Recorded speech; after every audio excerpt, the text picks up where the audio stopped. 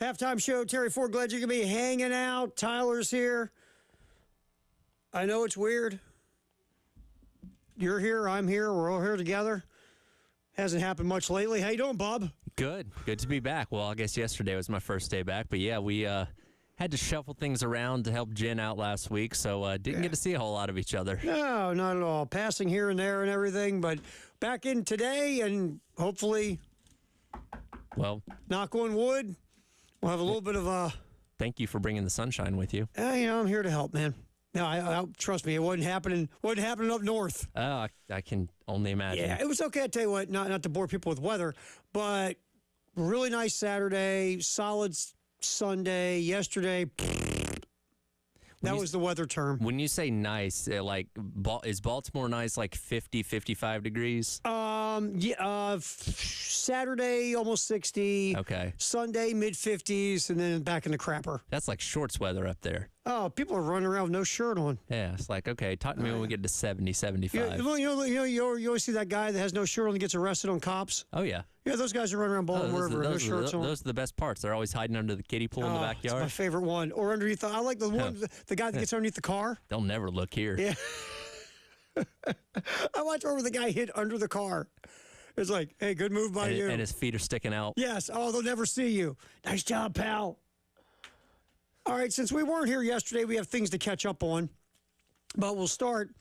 How good another, that's grammar. Another good weekend for South Carolina hoops, man. Heck yeah. It just, first of all, the smacking of UConn by the women.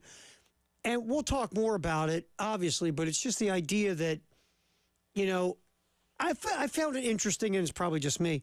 I found it interesting. Go past the smacking of the Huskies, because that game wasn't close. And obviously, South Carolina, the better team. Duh. Right? Sure. It wasn't one of those, if they face each other again, South Carolina right now is the better basketball team. Absolutely. And it's not even close.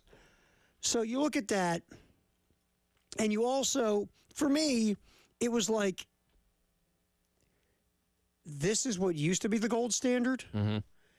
And now this one is, if not the gold standard, right there at the top, fighting to be the gold standard. Because this is now, 4 straight wins that Dawn Staley has over Gino. Yep. And look, that UConn team came in very banged up, missing a couple key players. So they weren't They're very as top-heavy strong. team, Yeah, right. they weren't as strong as they could have been if they had their full roster. But regardless, as we've seen with South Carolina, who's without their best player in Camila Cardoso, going to that game, next woman up mentality at that point in time, where you should still be able to be pretty good. But yeah, South Carolina really didn't have a problem there. They got outscored in the fourth quarter. Don't read into that, because they had the game well in hand at that point in time. But yeah, dominant win, and really what was kind of the last test of the regular season. Yeah, you got 2 games against Tennessee, and one of them's on the road this week. But when you look at how they've handled everybody else in conference play, I don't see that being too much of a problem. And then you turn your attention to the SEC tournament and ultimately the NCAA tournament, where, again, not trying to get too far ahead of ourselves, but you expect them to make a very deep run. And we'll talk more about that in the next segment. It was interesting to watch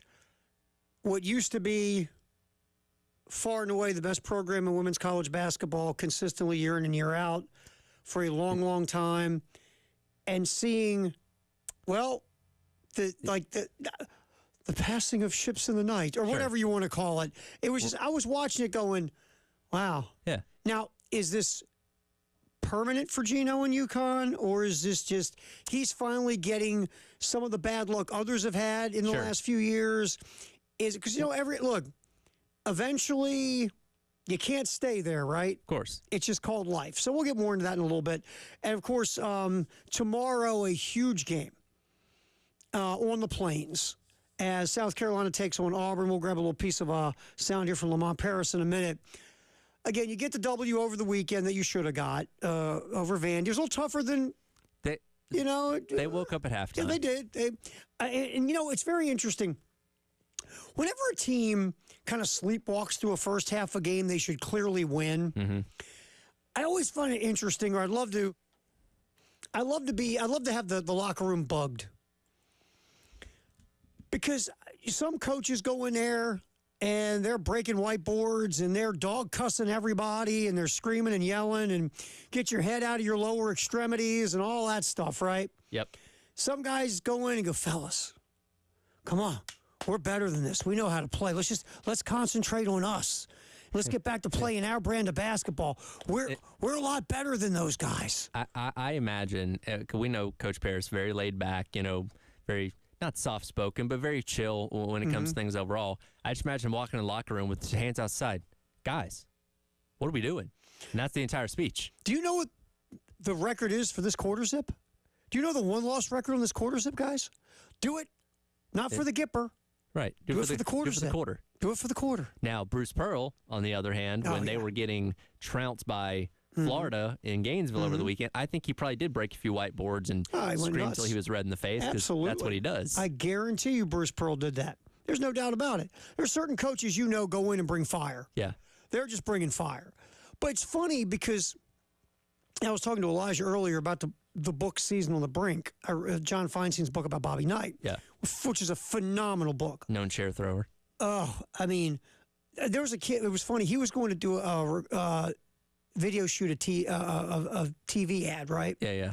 And he goes to a TV station in Bloomington, and this young kid, a young guy comes out. He's full of ideas. And it's just right after the chair throwing thing happened with Purdue. Comes out, Coach Knight, I got a great idea for the commercial. He brings a chair out and sits in front of Knight. Knight just was like, just stared at the kid. Just gave him that ice, right? Just gave him the ice. Just stared at him. Sort of like all of our parents have done to us in our lives. Sure. Don't have to say a word. The stare tells you everything, right? So the kid's like, okay, Mr. Knight, really sorry. And the kid's just like, he walks away, slumped all over, carrying the chair. Bullets. He thought he had the funniest idea. I got a great idea for Coach Knight. This is going to be genius.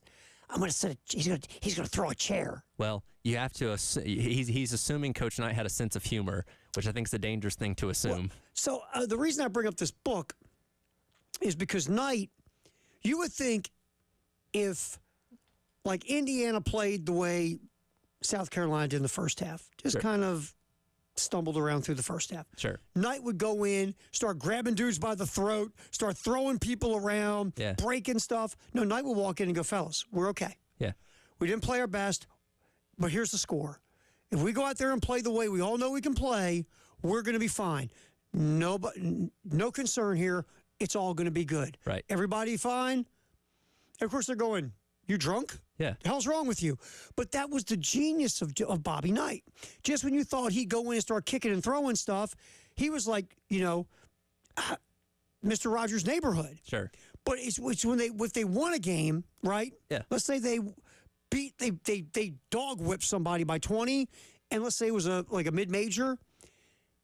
He would walk in and start kicking stuff. Hey, you didn't set a screen right there, bub. Hey, you over here. You know what? I'm going to tell you right now. I know you were 9 for 10, but that one miss. Yeah. I mean, so he was so good at that. You think you know, but you don't know guy. Sure. And psychologically, he would rip you more on wins than he would rip you through a loss. Yeah. So again, we think we know what we think. So we're thinking Lamont Paris is all cool, right? We think Lamont's just walking in there going, fellas. Why are his knuckles bleeding in the second half? Because we always think we know, but it's fun. So anyway, I just think, whenever Lamont went in there and said it worked, everything got better in the second half. Colin Murray-Boyles was just stupid. My goodness. I mean, I've said this a couple times this week already.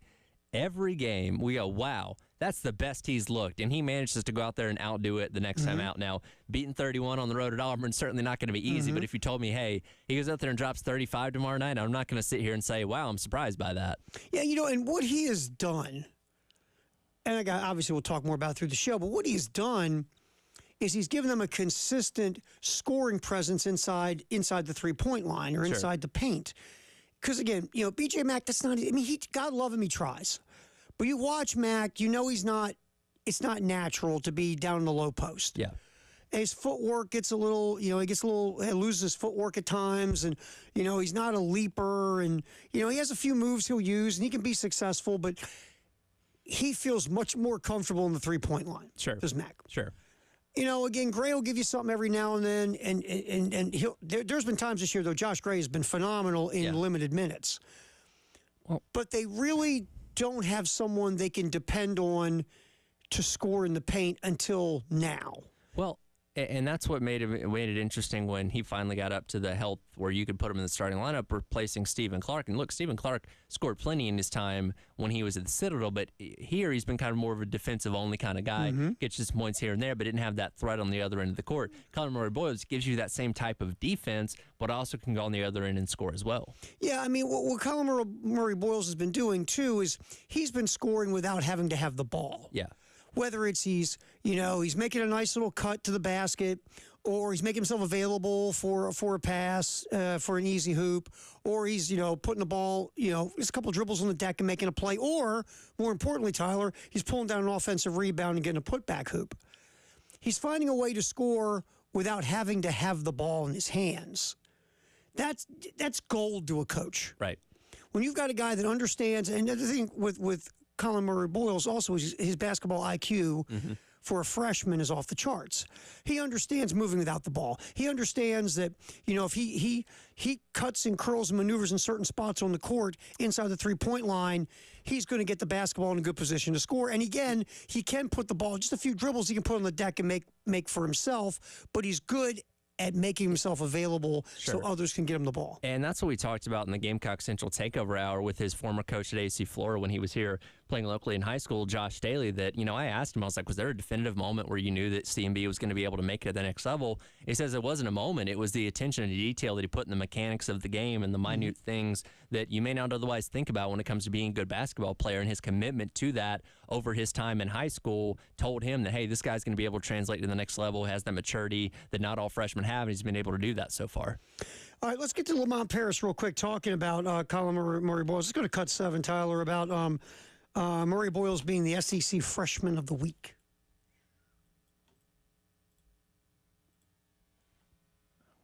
Really prideful just because, he's from around here, grew up and has probably seen a ton of Gamecocks basketball or games and just Gamecocks sporting events in general. So the pride that comes with that, but then to also achieve in a way that the rest of your league acknowledges you as one of the best freshmen for any particular week or any game, certainly for a season.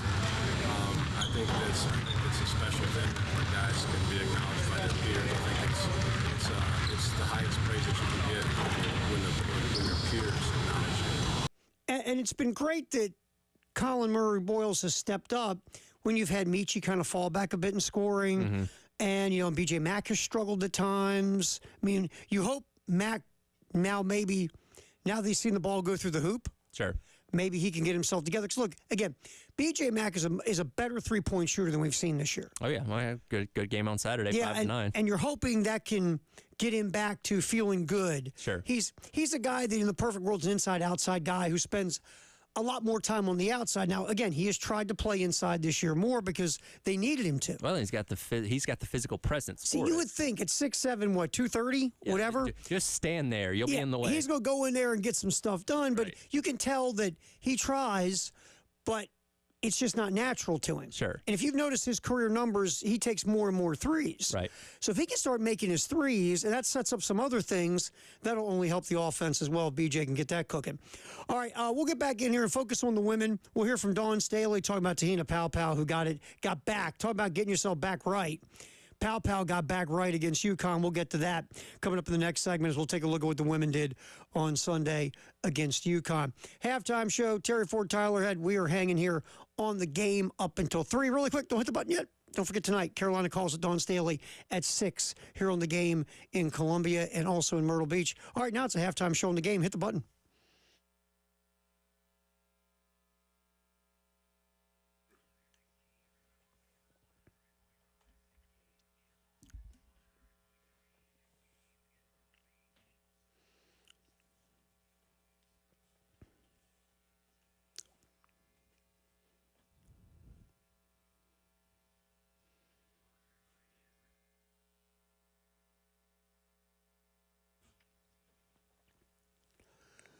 All right, let's say that we go over all these things about the men's clinic, right?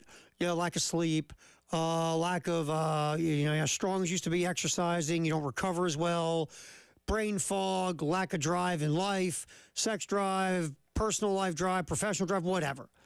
You're having these issues where you don't feel like you used to. what the men's clinic does, if you go for the free confidential consultation and they do lab work and it comes back, you do have low testosterone, they will not say, hey, text this number, and they'll send you something in a brown paper bag on your porch when no one's looking. No, they'll put together a program that is specifically designed for you, to get you back to feeling like you, to solve your low T problem. They do it for you. You're not texting some random thing, someone who doesn't even know you. They are dealing with you, and they are relating to you. Men's Clinic of South Carolina, 803-875-MENS.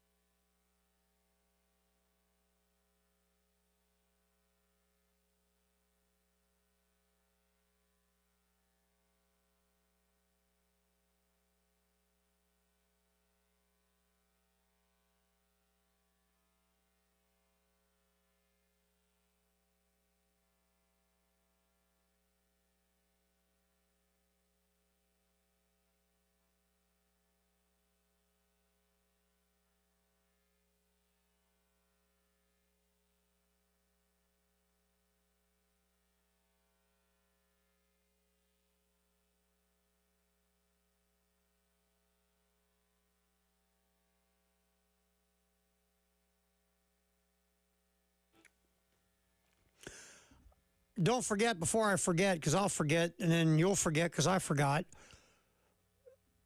the baseball season this Friday gets underway against Miami of Ohio. We'll give away tickets here in a little bit. So you can roll off and see the Gamecocks this weekend against the Red Hawks. I do believe, if my memory serves me. What did they say during football season? The real you? Which I thought was pretty funny. Elijah's hanging. Tyler had to run out here real quick. They called themselves the real you when they played Miami? Oh, yeah, that was Brett Gabbert, I believe. Yeah, how'd that go? That nice little quip. How'd that go? It didn't go well, did it? Yeah, that was one of their only losses of the year, and it was by a final score of, I think, of a lot to not a lot. I think the curb got stomped that day with the real you. Yeah. So legally, they cannot go by the real you now, or the real Miami. No, they can't. But the Red Hawks, the baseball team, not the football team, will take on South Carolina this weekend. We'll have tickets to give away. Also, everything gets started for us at noon on Friday. This show, halftime show, will be broadcasting live from the Village Idiot. Hang out with our buddy Brian Glenn. Jay and myself will roll that show, getting you ready up to 3:45, which will be pregame into 4 o'clock first pitch. The season gets rolling. We'll hear some Mark Kingston sound here in a little bit because Mark was hanging out with Jay and Elijah yesterday on the postgame show. So all that's coming up. Just wanted to remind you before I forgot, because I would have forgot I'd start talking about something and totally forgot. Because maybe I should go to the men's clinic. So anyway, all right, circling back real quick, talking about the women and that win over UConn over the weekend. Again, I was just like, it's just like now you're seeing the once really to be one of the greatest dynasties in sports in general, UConn women's basketball. I mean, collegiately, you had North Carolina women's soccer that had a crazy run for years and years and years.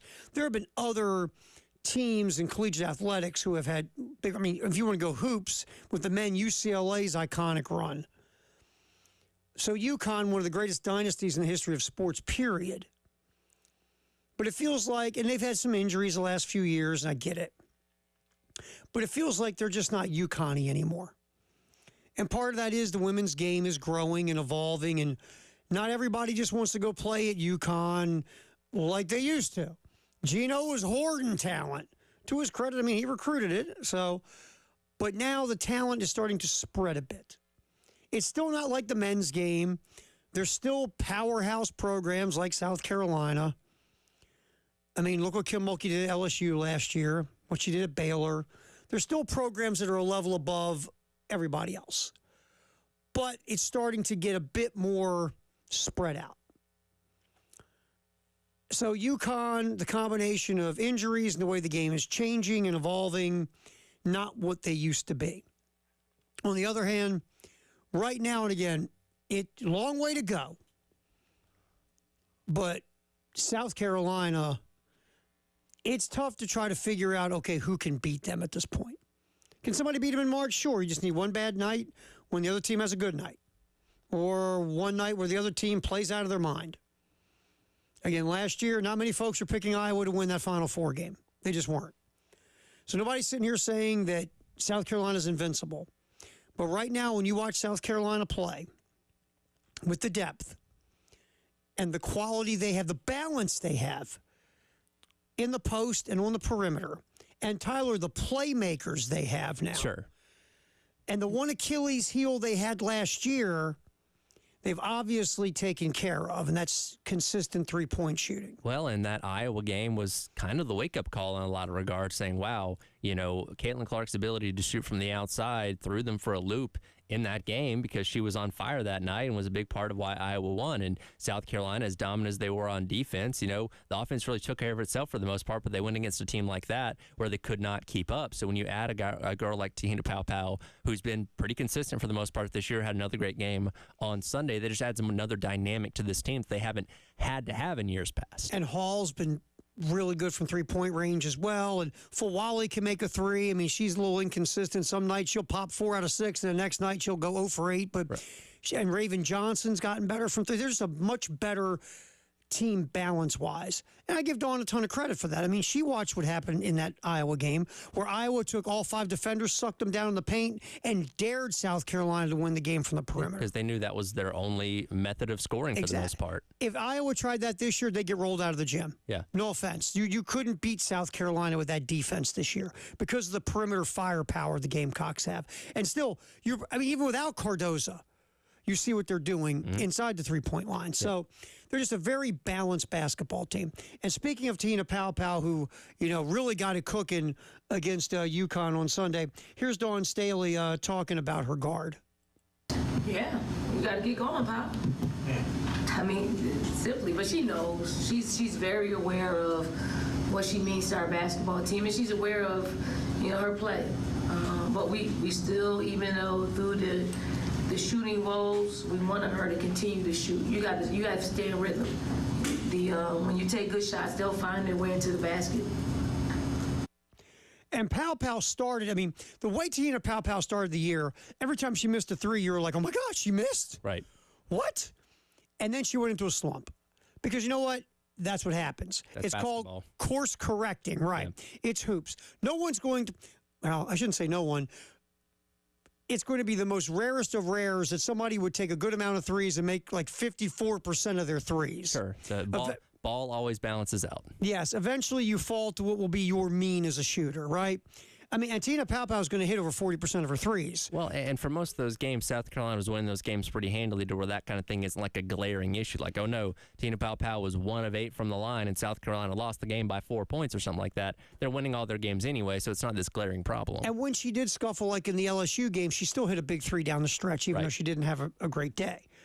So, again, but when the way she started, you're like, oh my God, does she ever miss? This is the greatest three-point shooter I've ever seen. Steph Curry says we are not worthy, like Wayne's World to her. But then, again, it course corrects, and it did for Tina Paopao. And, she got it going against a Sunday against UConn because she's a three-point shooter. And she's going to end the year over 40% from three. And that's just who she is. Right. But, yeah, she went through a little bit of a slump because, again, that's what happens. You'd rather have that slump happen now as opposed to in March when it's really important. Get it out of your system now. And then you have a day like you did against UConn on Sunday. And Tina Paopao, like we talked about BJ Mack, kind of getting it back together against Vandy. Paopao, seeing the ball go through the net from three, which was going to happen eventually because she's such a good three-point shooter. You ready for this? With her quote-unquote slump, I wanted to get to this to make sure I got it right because I looked at it earlier. With that quote-unquote slump, you know what she's shooting from three-point range now, Tyler?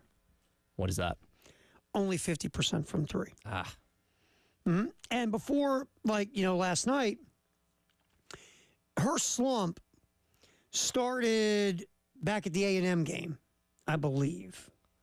1 for 3. So she went 3 for 10.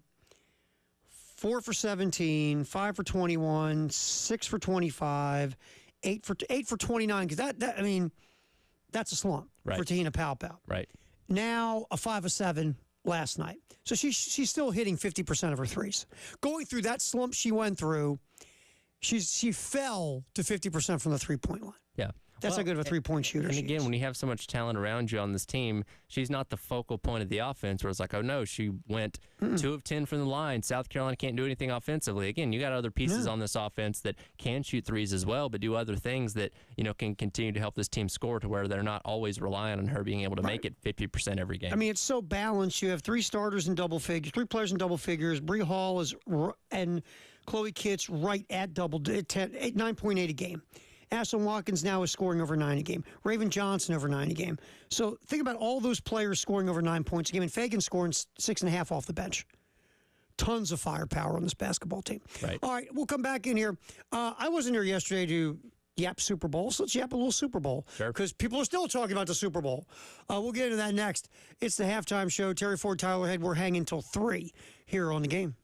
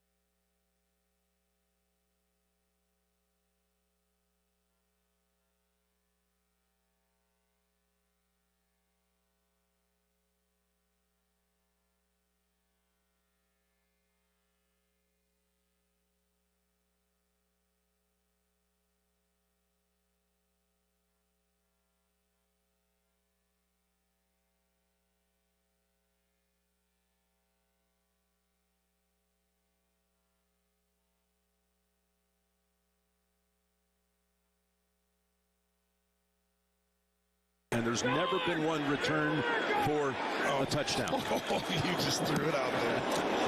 Put some odds on that. Ball switched Up and he touched it.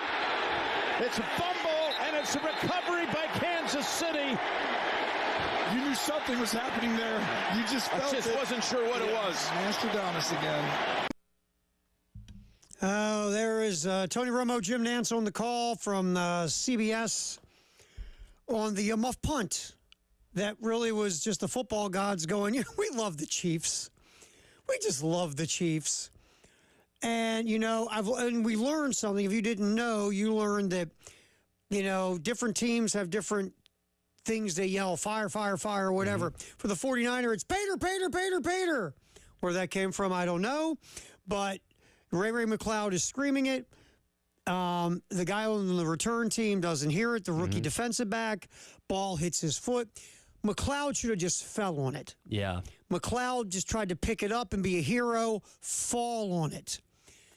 There's two things in this football game. Everybody is beating up Kyle Shanahan for his choice at overtime. Mm-hmm. I would have given Kansas City the ball. I would not have taken it first. Well, apparently they weren't as well versed on the overtime rules as Kansas City was. So I get everybody's jumping up and down over that. And if people want to make that the hill they want to die on for that game, that's fine. Because I would have given Kansas City the ball. Sure. And we'll obviously get to that. But this game was lost in the first half by the 49ers. You were dominating this football game in the first half. Kansas City was doing nothing on offense. They hit one big play, and then Pacheco fumbles. Mm-hmm. You were shutting down the Chiefs' offense. Patrick Mahomes could do nothing. Whenever he tried to pull the ball down and go make a play with his legs, the 49ers were so good staying in their pass rush lanes. The Chiefs are bottled up. The Chiefs turned the ball over twice if you add the one early in the third quarter. Kansas City is doing everything they can to say, hey, why don't you win the Super Bowl? And the 49ers took advantage of none of it. Look, you don't kick field goals and beat Mahomes. You just don't. And the San Francisco offense, and look, I know that there are, and look, I've been very hesitant to be a Brock Purdy guy. Right. For obvious reasons I'm not going to go into again. But I said this after the first two postseason games. I'll give Brock Purdy his props. In this offense, Brock Purdy does what the 49ers need him to do, and he does it well, and they keep him away from what he can't do. And Brock Purdy's doing a really nice job being a point guard, and there's nothing wrong with that. Mm-hmm. This beating up of Brock Purdy for the Super Bowl, I don't get.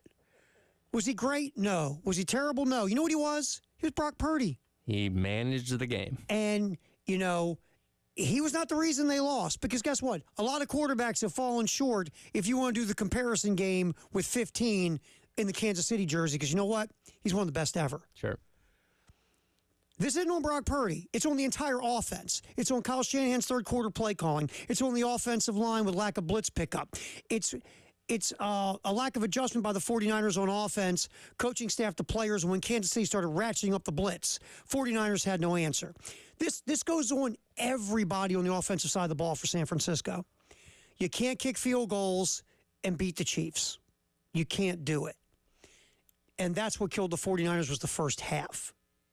Yeah, at some point you had to get the ball in the end zone if you want to beat Kansas City. Because you know what's going to happen sooner or later, Tyler. They're going to get you. Sure.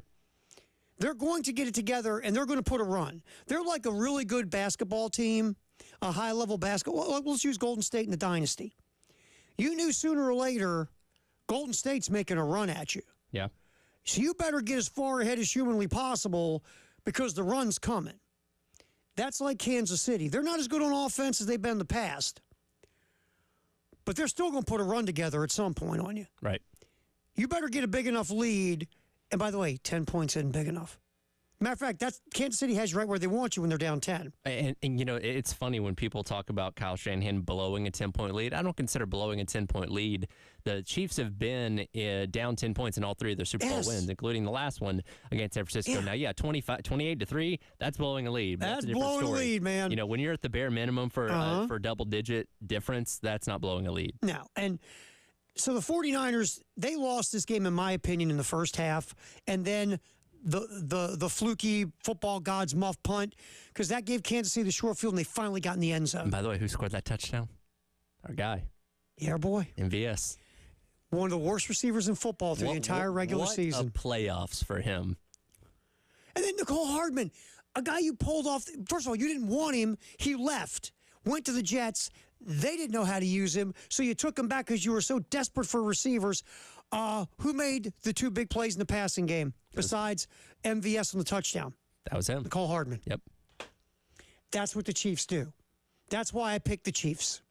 You picked the Chiefs too, right? I did. I had them by 8, but still close enough. We both knew, and we talked about this. Once you start drinking the championship Kool-Aid, dudes make plays. There's just you can't bet against Patrick Mahomes and Andy Reid, even in what has been their worst year by as far as this past 5-year run's been, the worst that they've looked in the regular season, where they couldn't catch the ball to save their life. Their defense even struggled at times. Like, they looked terrible going into the playoffs. But as soon as you get them in that January, February football, they're on the next level. 6 losses this year, right? Yep. 6 losses. And right now, let's just be real for a second. If you're the Buffalo Bills and you had them in your dojo with a chance to beat them, and what'd you do? Couldn't do it. You couldn't do it, and because of you. You couldn't do it because of you, because you missed a field goal. A guy that hadn't missed a field goal the entire postseason. Yep. He missed a field goal. The Ravens shut out Kansas City in the second half. And the Ravens had the ball 3 times deep in Chiefs territory, and who soiled themselves? The Ravens. The Ravens. You had your chances, but you know what the Chiefs don't do? They don't beat themselves. That's right. What didn't they do in the Super Bowl? Beat themselves. Yeah, they turned it over twice. Yeah. But you know what, when they turned it over, what they didn't do? Give up touchdowns. That's right. Because the defense came out and they bailed out the offense. And then their special teams is top 10. You know who's got one of the worst special teams units in the NFL? San Francisco. How big would that extra point have been to make it 17-13 instead of 16-13? You wouldn't have had overtime then. Likely not. And the kick's low, and they got just enough push up front to get enough penetration. And did you see when the kick was blocked? The guy that blocked the kick, was it Chanel? I think it was. Wasn't even hardly. He just threw his hand in the air at the last second. Not really contested. Wasn't even really looking or jumping. He just threw his hand up in the air because the kick was coming, and you blocked the kick. That's all it takes. We're going to talk about how in God's name do you beat these guys next hour during football. There's 3 things to me what you need to have to beat them. San Francisco should have had one of them, and they had one of them in the first half.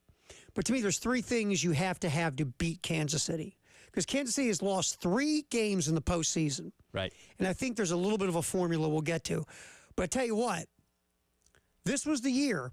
Buffalo had them, and they had their chance, and Buffalo went, pfft. Baltimore had them in the second half multiple times, had their chance, went, pfft. And San Francisco had them, and they did the same thing. It's a dynasty. Let's hear Patrick Mahomes real quick, his thoughts on the Chiefs' legacy.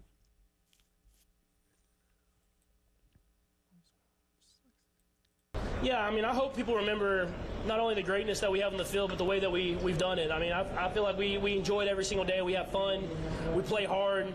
And it's not always pretty, but we just continue to fight to the very end. And I know you get fatigue of the team sometimes, of one team winning, but we try to enjoy it and just enjoy the moment that we have together and enjoy just kind of what we can do every single day to bring the best out of each other. It's the D word. I don't throw the D word around. It's the D word. It's a dynasty. 3 Super Bowls in 5 years. You won. You went to another one. I'm going to do it off the top of my head. Patriots early 2000s, Steelers in the 70s, Cowboys in the 90s. The only other franchises in Super Bowl era history to win 3 in 5 years. The 49ers have won 5. They just didn't do 3 in 5 years. That's right. That's what's going on in Kansas City. Could only well, be Andy the Reid's a lot smarter with 15. And I love Andy Reid. All right, we'll come back in here. Firehouse Sub text the hour next, 803-404-6100 on the Halftime Show.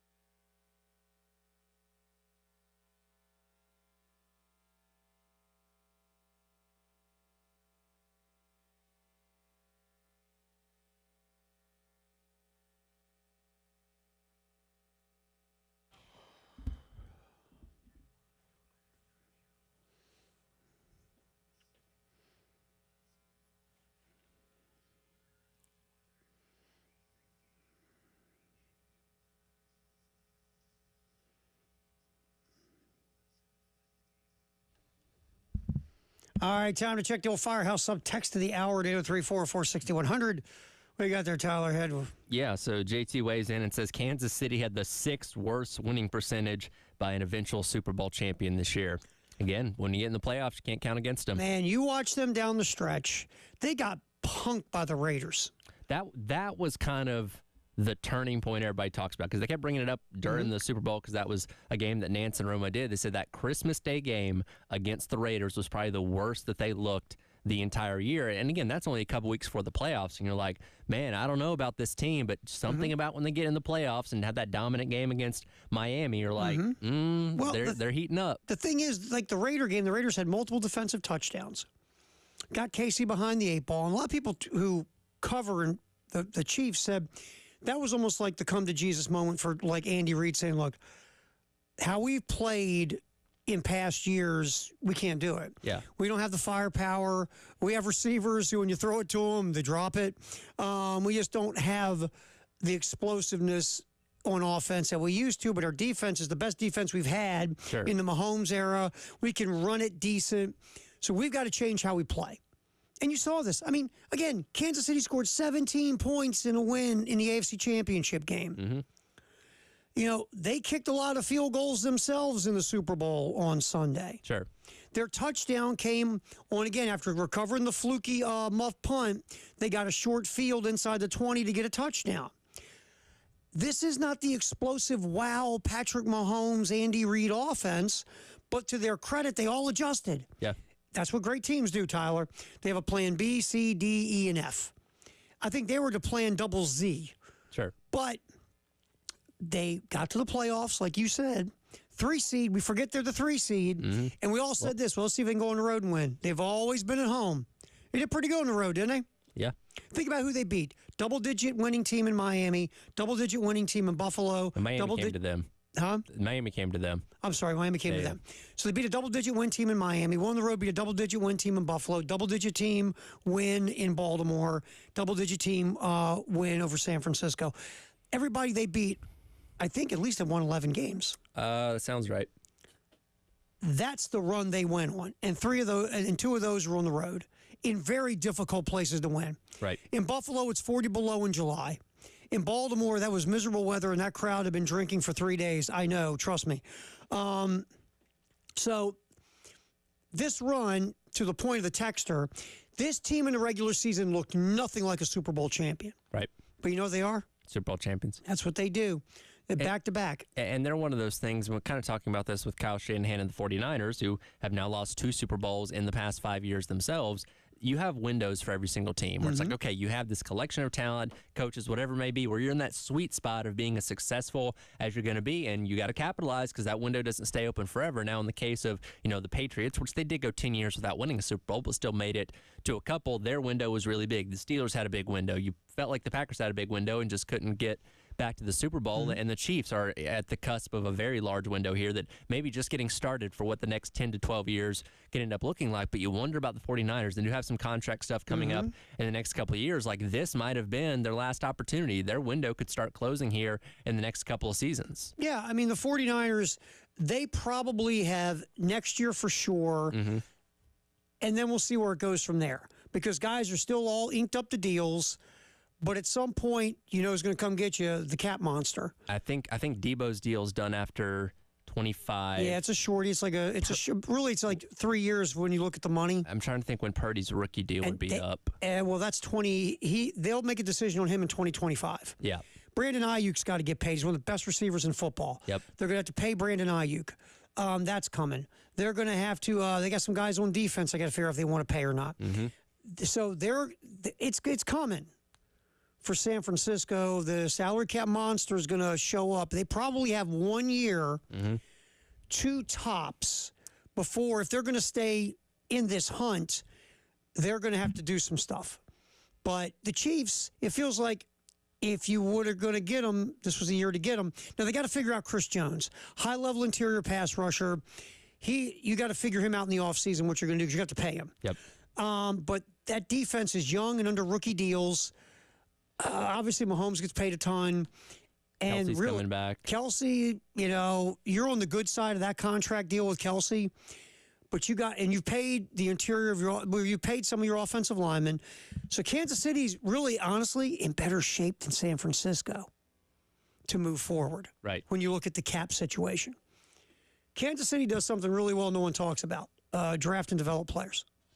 Pretty good at it. Yep. They really are. Because you got to be. You let Tyreek Hill go, and you never filled that void at wide receiver, but you found other ways to be successful because that's what good organizations do. So, yeah, you got to use the D word in Kansas City. That's right. We'll talk about the Kyle Shanahan decision to take the ball first in overtime during football in the 1 o'clock hour. We're also going to talk about Shane Beamer did a little sit-down with our buddies from Gamecock Central. And we'll have some interesting takes coming up from Shane's takes. That's next in football, sponsored by Atlantic Windows and Doors. That's next here on the Halftime Show on the Game.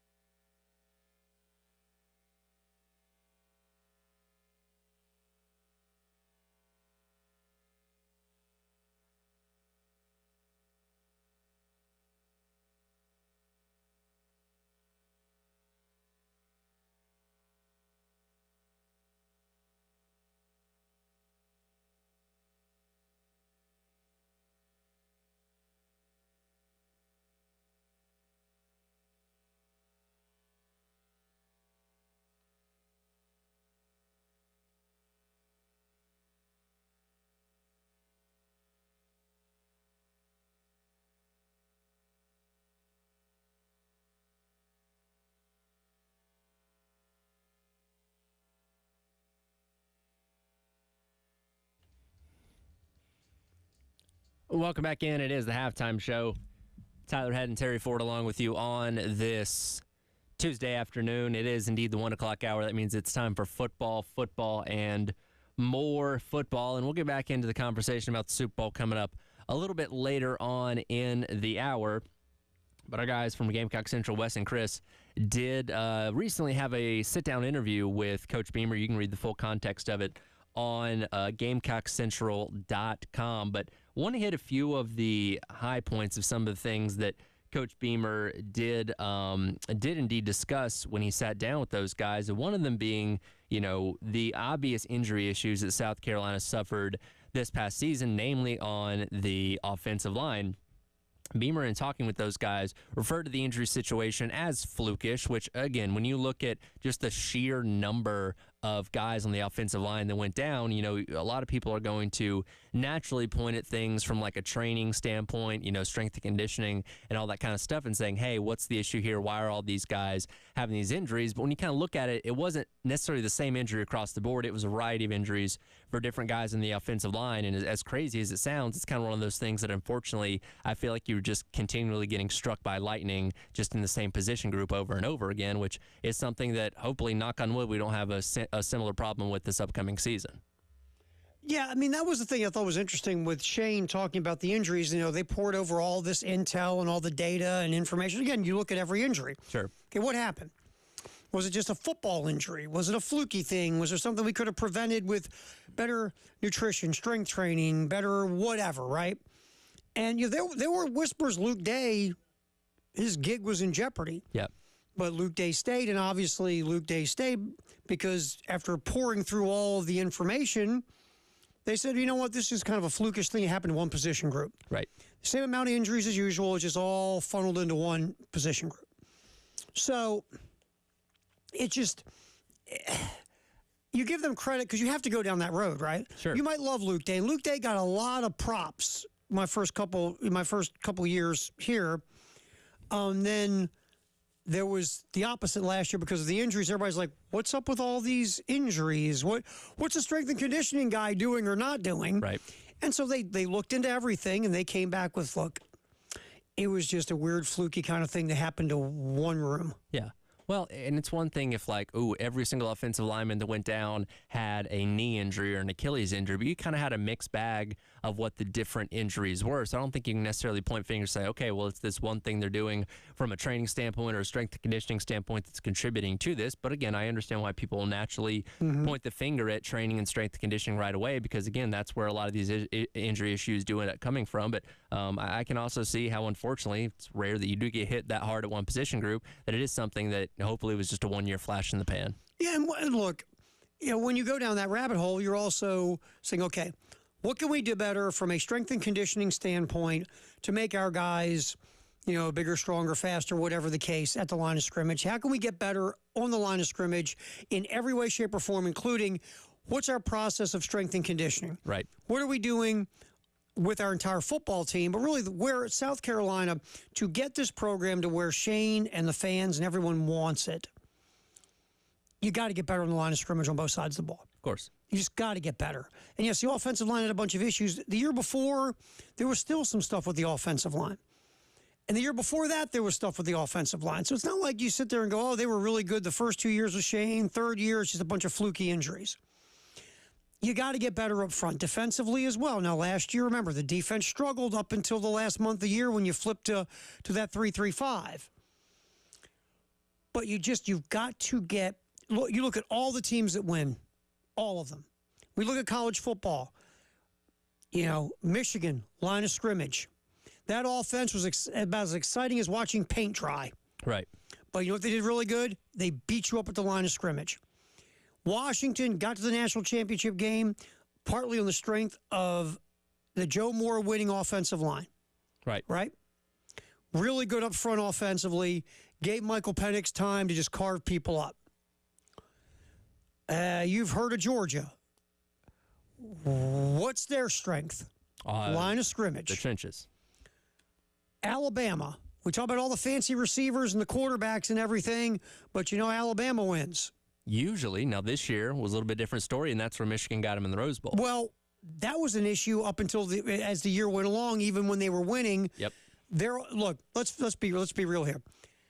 That arguably is the worst Alabama team to make the college football playoff under Nick Saban. Easily. The offensive line had trouble all year. And it got them. It eventually got them. So when Alabama's winning at a high level, they're good at the line of scrimmage. Yep. This isn't difficult. It's boring old football like the Junction Boys talked about back in the 1950s. Win at the line of scrimmage. Win up front. You know, ESPN doesn't do fancy highlight packages of blocks, except for Jeff Saturday, who does the pancake thing on Get Up, which is fantastic. Right. But, you know, it's boring, it's dull, but that's where you win. That's where you win. That's where you become a high-level program is up front. So going back to our conversation, what can you do from a strength and conditioning standpoint that maybe you're not doing, or something you could do better or do different that could help elevate, along with technique and development, to make your line of scrimmage better? Yeah. And the other thing that I thought it was interesting that Shane, because Shane had they had takeaways on the Gamecock Central site. And it's a good read, GamecockCentral.com. I thought it was very interesting, too, about when they asked Shane about you looking for a change? You know, we see that dude at Boston College left a head coaching gig to go to the NFL to be a coordinator. You saw Chip Kelly say, I don't want to be a head coach anymore. I'll go be an offensive coordinator at Ohio State. And Shane's quote, there's a lot of stuff that I don't like about this profession right now. We need to get better. There's a ton more stuff that I love, though. And you all know me. I'm a positive guy, glass half full kind of guy. I'm not going to lose sight of that. There are challenges now more than ever. But there are so many amazing things going on, too. I'm never going to lose sight of why I'm in college athletics, the way you can impact kids. And it's a legitimate question you have to ask because, again, did we see Chip Kelly doing what he did? I mean, no. And, again, that's somebody that's been a head coach for 20-some-odd years and now going to be an OC for the guy that he coached when he was in college at the University of New Hampshire. Like, anything's kind of possible at this point in time. Look, no one's going to boo-hoo for guys making seven-figure salaries. Sure. Because whenever people pay you a lot of dough, you know what comes along with that? Expectation of results. Right. You don't get paid a lot of money not to bring results. Right. So we don't feel sorry for guys pulling that kind of money because they're expecting you to work 26 hours a day, 9 days a week, right? Right. But this sport is nuts right now. You know, December is, hey kids, we're gonna do Christmas on Thanksgiving, right? Because you ain't gonna see Dad starting December 1st. I'm not coming home for a month. I mean, we'll do Zoom Christmas. How's that sound? I mean, it's nuts right now. You know, with everything that goes on with the portal and NIL and, you know, early signing days and God forbid you go to a bowl game and all these other things that are going on now that coaches are control freaks by nature, right, Tyler? Yep. These dudes like to control people's bowel movements if they could. Right now, they have the least amount of control ever. They're going through this thing called collectives. How crazy does that drive a head coach? Well, I think about it and going back to what Jeff Hafley said when he left Boston College to go be the defensive coordinator with the Green Bay Packers, says, I just want to focus on coaching football. Mm-hmm. If you're in the NFL, your focus as a defensive coordinator is coaching football. You don't have to go down to the local touchdown club or the local collective and say, hey, guys, I had to, skip out on practice a little bit early today because we need X amount of dollars to be able to compete with everybody else in our conference. That doesn't exist at the next level, unfortunately. And look, everybody's going to do it because that's how you have to be competitive. Mm-hmm. But I can guarantee you there isn't a single head coach across the country that likes getting up and having to do that because, for one, it's taking them away from doing other football-related stuff. And two, when you think about it in the grand scheme of things, it's kind of asinine that this is the way we have to go about things these days. Right. I mean, you think about it for a minute. Now you've added this other level of crazy called collectives to go with your NIL because the universities, according to the NCAA, but again, that's why you're having state laws circumvent everything. And for the longest time, it was not a weird thing for the coaches to go talk to the local boosters. The Rotary Club. The high-dollar people that can donate, 6 figures, 7 figures, and all that kind of stuff. Like, okay, hey, we're trying to make these stadium upgrades, renovations, or whatever. Open up your checkbooks and see if you can help us out. But now you're literally going and talking to everybody saying, hey, you got $20 in your purse? Why don't you put that towards this football program? Oh, and by the way, you're going to do it every month until you croak. Pretty much. Because we need the money. Exactly. Like, oh, it's not a one-time thing. We need you to sign up for, yearly. And think about it. You're not only recruiting high school players, you're recruiting your own players and you're recruiting other teams' players in the portal. So recruiting has become nuts. And, you have 2 dates, even though nobody cares about the first week in February anymore. We completely skipped over it last week and didn't talk about it. Because there was nothing to talk about. Nowhere. No. There was no juice here to even discuss it. It was all done by early signing day. Yep. The calendar needs to get fixed. And that's something that can be controlled. You can get together as a body and get the calendar done. But again, you have no commissioner, you have no leader. Committee. Got to get a committee. Need a committee. Because here's the thing. You got to get 40 people in a room together to agree on what the calendar should be. Well, 10 people have this opinion, 10 people have that opinion, 10 people have that opinion, another 10 people have that opinion. Good luck agreeing on it. Yep. Because when you put more people in a decision, typically it goes really smooth, doesn't it, Tyler? Totally. Yeah. Think about any time in your life. You're sitting around with your buds. Hey, where you guys want to go eat? I want to go Taco Bell. Dude, I want pizza. No, man, I don't want Taco Bell or pizza. That sucks. Let's go to Chick-fil-A. Everybody's got a place they want to go. Sure. And nobody's happy. Think about that times 10, and you get a committee. It's nuts. Shane also brought up in the sit down with Gamecock Central guys about running the football and more of a dedication to running the ball. And of course, that starts up front. And you've got a ton of offensive linemen. Hopefully you can sift through all of them and find 5. Sure. That can, remember, one vision. Yeah. And you can run the ball better. You went out and got running backs. I would say from a personnel standpoint, you've completely revamped your running back room, and this, on paper, based on what these guys have done at other places, is the best room maybe you've had under Coach Beamer going into. I think it is. With the depth. Yeah. And Rocket Sanders. No offense looking at the last couple of years, but Rocket Sanders is the best back you've had. Right. Marshawn Lloyd was a 5-star, but Lloyd never came close to the production that Rocket Sanders had. You just go back a couple years ago. You've got depth in that room. You've got 1A and 1B and a young guy that one day might be 1A. Sure.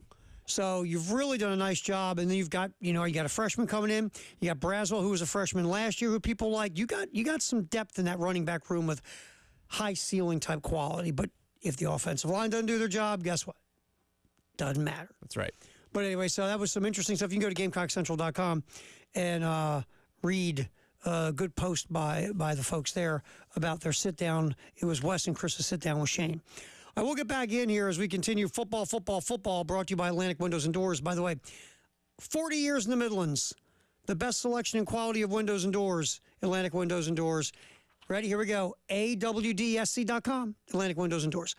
Baseball tickets right now, Tyler, let's do caller number 6 Saturday. Going to see South Carolina, Miami of Ohio. Caller number 6 going to the second game of the season right now, 803-404-6100. We'll come back, talk to our buddy Mike Uva from Gamecock Central about what's going on with the Gamecocks. That's next on the halftime show. Terry Ford, Tyler Head here on The Game.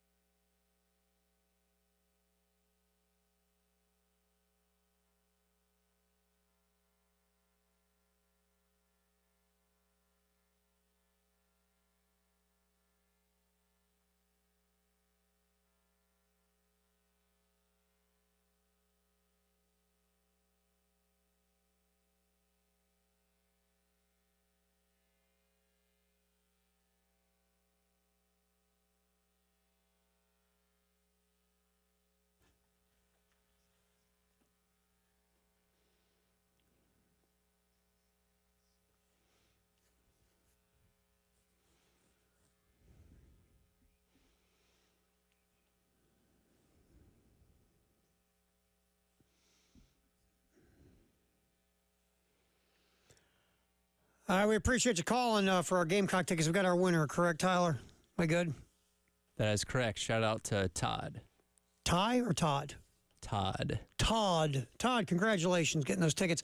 You know, Mike Uva was calling trying to win tickets under an assumed name, but since we outed him, we just figured we'd have him on the air and talk some Gamecocks. What the hell? See, it was the accent. It was a dead giveaway. Oh, yeah, you heard it. You're like, oh, park the car. That's Uva. Oh, my God.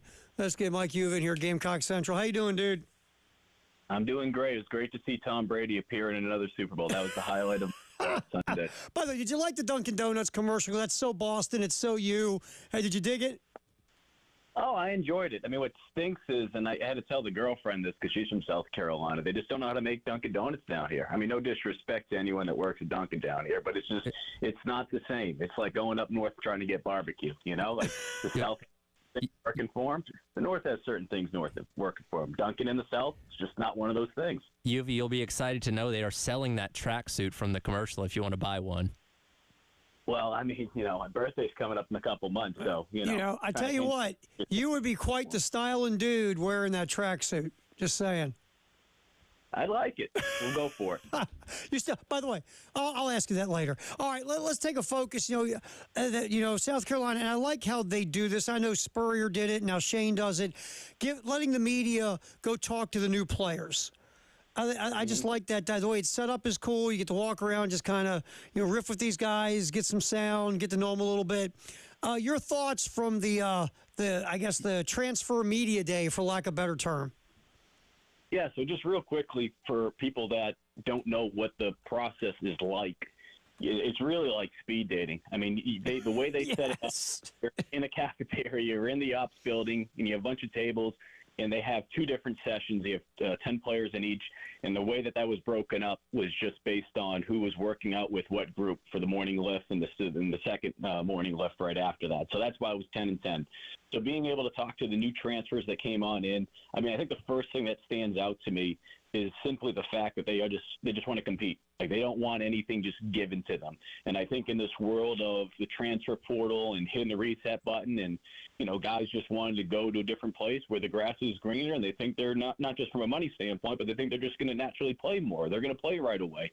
These guys, at least from just talking to all of them, they all echoed the same thing. Now, it's one thing to obviously say it, but just listening to them, I mean, a guy like Robbie Ashford coming on in, coming on in, listening to what some of the other players had to say, like Oscar Adaway, they're all like, hey, I came here, I want to get better because this is the SEC, but I also know that I don't want to be promised anything. I want to earn it. So that was just something that really stood out to me.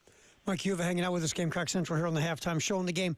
All right, what guy did, after you did the portal interviews or the portal media sessions, did you all of a sudden go, I came into this thing thinking one way about him, but now I come out much more interested in him for what reason?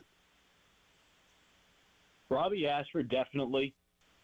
And I think one thing that he said that really stood out to me was the fact that he just hasn't had the opportunity to work with a coaching staff that has just been there for a while. It felt like, when he went to Auburn, obviously Auburn went through a lot of changes, that he really wants to be able to have an opportunity to work with not just an offensive coordinator, but a quarterback coach that can help develop him. So obviously we know from a competition standpoint, Lenore Sellers is going to have the opportunity to go out there and get the first reps of the spring. And I think a lot of us expect him to be the starter week one. But having said that, Robbie's coming in here and he wants to prove people wrong. And I think Dante Reno, of course, is going to be able to create some competition. Bevel's another guy coming on in who's going to be doing that as well. But I was just very impressed with Robbie. And then you go back from his high school days. I mean, he played at a school that knows a thing or two about bringing on attention, and that's Hoover High in Alabama. So this guy understands what it's like to be under a microscope, and I think he handled things extremely well the other day. Mike Uva hanging out with us, Gamecock Central. We are talking all Gamecocks here on the halftime show. We talk football, now let's flip to basketball. You put together the post about South Carolina regarding the voting, the top 25. And we know, really, top 25, especially in hoops, doesn't matter. We know. It's just something we can talk about every week. What matters is obviously what happens in March. But looking at Carolina's ascent to number 11 from not being ranked for so long, And then you actually did a nice job of popping the 4 dudes who didn't put them in last week and putting them where they had them this week. Give me your thoughts on how this process has evolved for the Gamecocks in your mind. Well, I think more than anything, they're leaving no doubt. I mean, every cliche sports quote that you could just think of, right? I mean, that's what they're doing.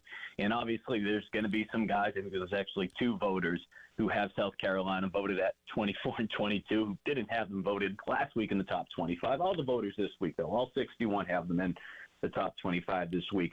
I think they're just putting them in a position where it's like, hey, you have to put us here. But like you said, I know that a portion of this fan base would disagree with what you said, and they'll disagree with my opinion on it as well. Rankings mean nothing. They really don't. It's cool for the fans to talk about. There'll be a portion of the fan base that will be like, well, this will help us with recruiting. Go back to the Final Four year. Go back to 2015-16. Tell me if that helped. It didn't. It's about sustainability more than anything. If South Carolina can continue to sustain being in the top 25, not just this year, but next year, the following year, yeah, then you can say that it matters. But right now, it doesn't matter. Go ask SMU back in 2014 when they were ranked in the top 25 and didn't make the NCAA tournament. Rankings mean nothing in college basketball. It's cool. You can go around, talk about it. It's a cool little thing that we get to talk about here in the media standpoint. But bottom line is you just got to keep winning. Mm-hmm. And for South Carolina, they're doing that. And for the people that have doubted them and continue to doubt them, if you want to look at those rankings this week with 2 people having them in the 20s still, they just continue to go out there and prove people wrong. And certainly they have a golden opportunity to do that against a very good Auburn team tomorrow on the road. One thing that can lead to that sustainability is having a guy like Colin Murray-Boyles continue to play the way he's been playing. We talk about each and every game. He seems to one-up the performance that he had in the prior one, highlighted by that 31-point game on Saturday against Vanderbilt. In your opinion, what's the ceiling for this guy? How much farther can he go and continue to get better? I think the ceiling is nowhere in sight, simply because this is not just a guy that can get things done on the offensive end. We saw what he was able to do on the defensive end. I think I tweeted something out. It was probably the best 7.5 minutes I've seen by a college basketball player on both ends in the court in a long time. It was just absolutely incredible what he did over the weekend. But I think for him, the fact that he's so young and some of the adversity that he dealt with early in the season, he was able to figure out things. Okay, this is what college basketball is all about. And as the season goes on, he was able to just develop more confidence. And now we're starting to see that. And for this team, I think the beauty of it is different guys just continue to step up in different ways, not just from an offensive standpoint, but the way that they continue to embrace playing defense. And I really think that starts with Talon Cooper and Michi Johnson. But guys are just feeding off of that. And a guy like, Colin Murray-Boyles, what he was able to do the other day is just another perfect example of just that. Mike, you have a Gamecock Central. Before we let you go in our last minute, Beard still there? The Beard's still here, but we got some breaking news. It's actually coming off today. So what? First, I know it's coming off today. Why? I made a deal with the girlfriend that it would come off once football season was over. Well, hey. I got to keep it a little bit longer because of overtime, but I'll get some doing it. Hey, tell her spring football's coming. Just trying to help you, Mike. I know. It was a good run. Yeah. Now, are you going to shave it off live on GamecockCentral.com? No, because I think people have better things to do, not the No. There is some social media site that Captain Dave here watches where there's a woman that scratches off lottery tickets. I was watching the guys at Barstool try to make 43 free throw attempts, and that went for 19 hours. So, but then again, there was about a million people watching that last night. So who knows? Maybe people would want to see that. I'm telling you, Mike Yuva taking off the beard, thousands. I think the guy who should shave Yuva's beard goes to the highest bidder. I think we could conjure up some money here. Sell the beard. Well, the portal, the beard's going. I always appreciate you, my friend. We'll catch up with you soon. Thanks, Mike. I appreciate you guys. All right, see you, Mike Yuva, Gamecock Central. All right, we'll jump back in here as we continue football on the halftime show. But first, remind you tonight, Dawn Staley, Carolina Calls at 6 p.m. here on the game. As Dawn will talk about the win over UConn over the weekend and what's coming up next for the Gamecock women. And tomorrow night, 8 o'clock pregame. 8:30 tip. It's on here in Columbia, 107.5, and at 100.3, the game in Myrtle Beach. The men, this right there with Tennessee. This is a very tough roadie. Auburn, a very difficult place to win on the Plains. South Carolina going to face Bruce Pearl's Tigers. And Auburn looking for a rebound after getting embarrassed in Gainesville on Saturday. So that's coming up tomorrow night, tonight. Dawn Staley with Carolina Calls right here on the Game in Columbia and in Myrtle Beach. We'll come back. Football. How do you beat the Chiefs? Let's investigate that next here on the Halftime Show. Terry Ford, Tyler Head on the Game.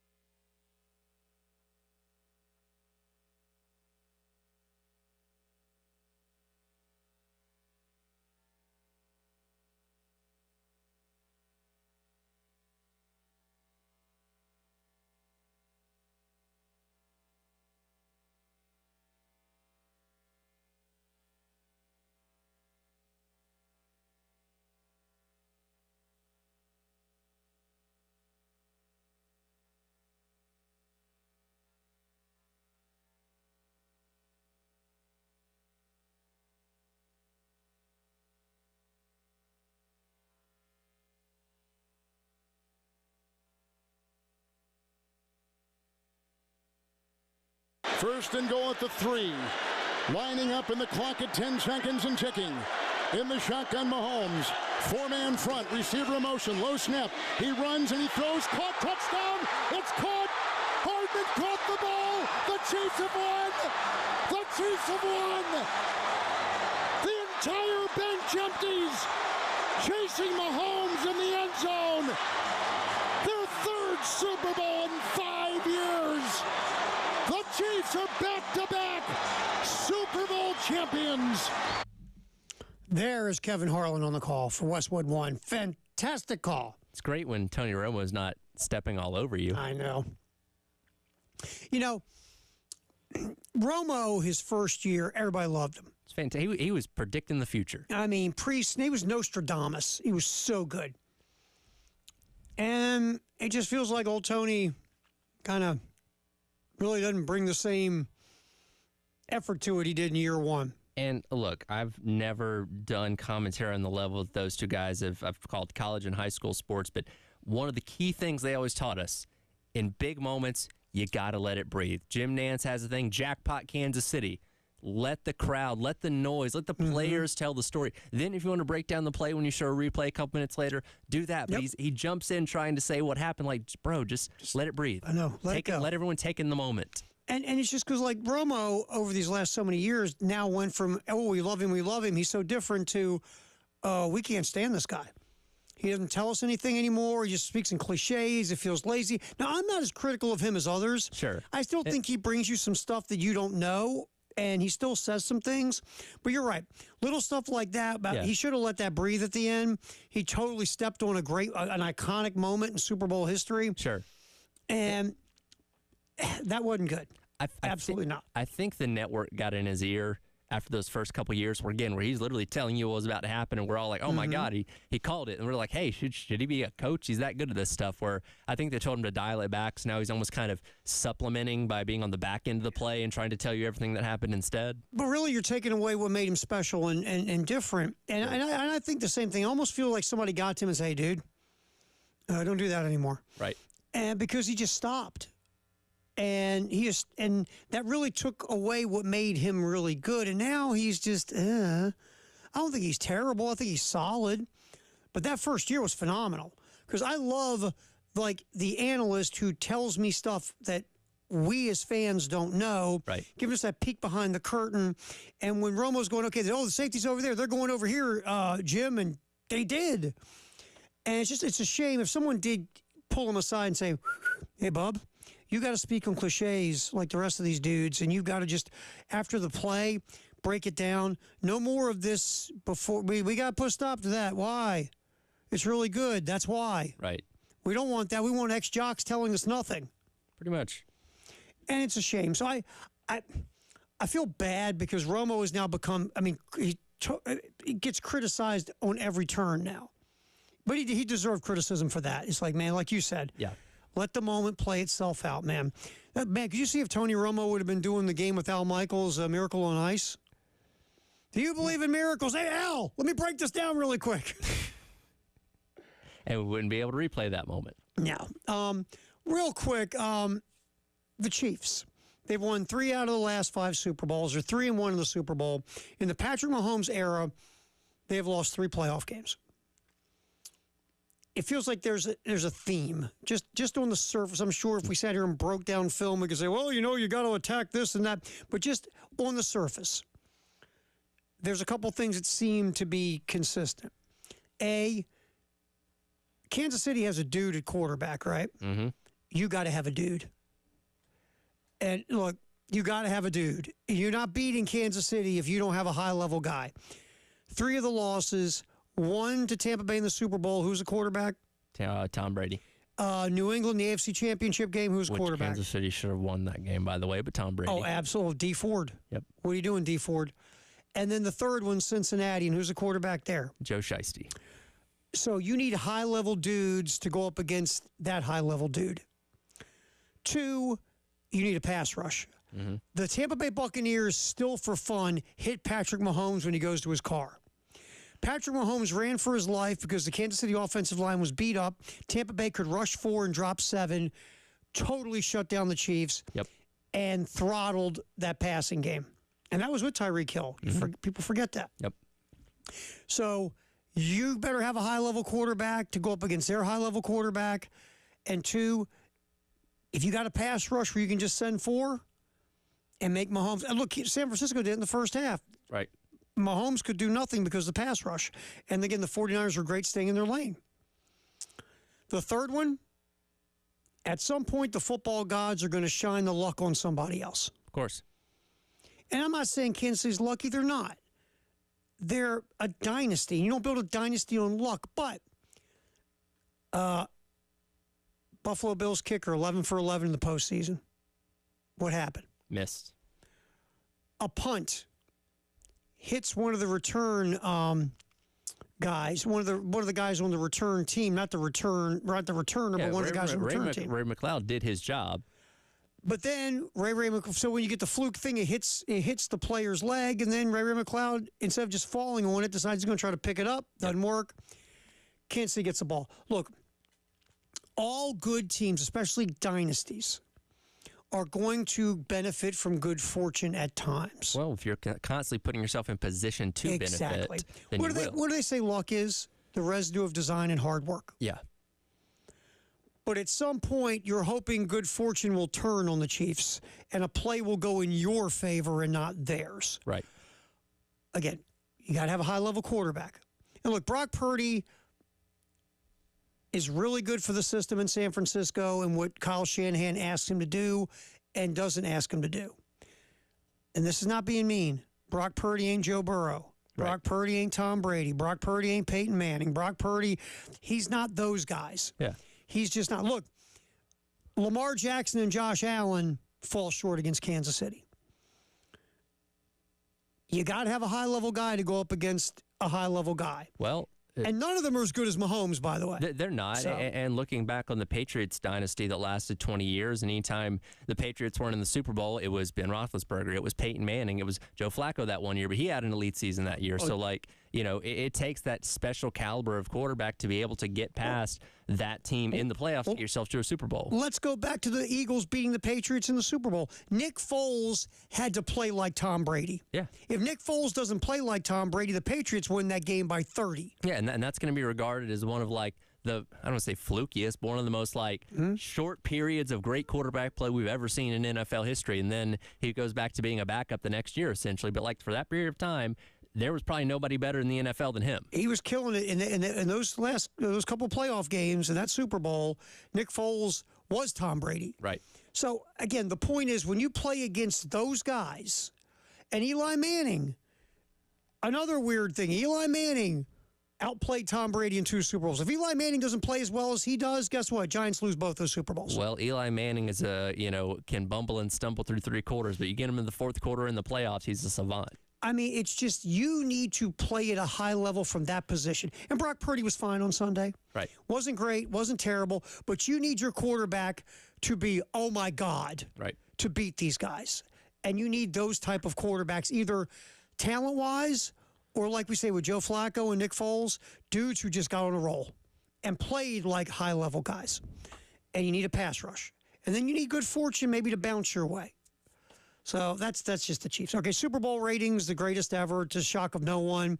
I mean, everybody on planet Earth watched that game at some point. But Terry, everybody on my Facebook feed said they weren't going to watch the game because they didn't want to see Taylor Swift for the Checks Notes 54 seconds she was on screen. What roughly 130 million people watched it? Yeah, roughly. The most watched television show in the history of television? 200 million people tuned in at some point during the game. But they turned it off when they showed Taylor Swift, and they turned it back on. I guess. Anyway, so it just, again, and I know the metrics are different now because Nielsen finally got smart and said, hey, wow, the world streams too. Whoa. Yeah, for the longest time, it's we just don't include streaming numbers. Mm-hmm. Well, then your numbers don't mean anything. Yeah, exactly.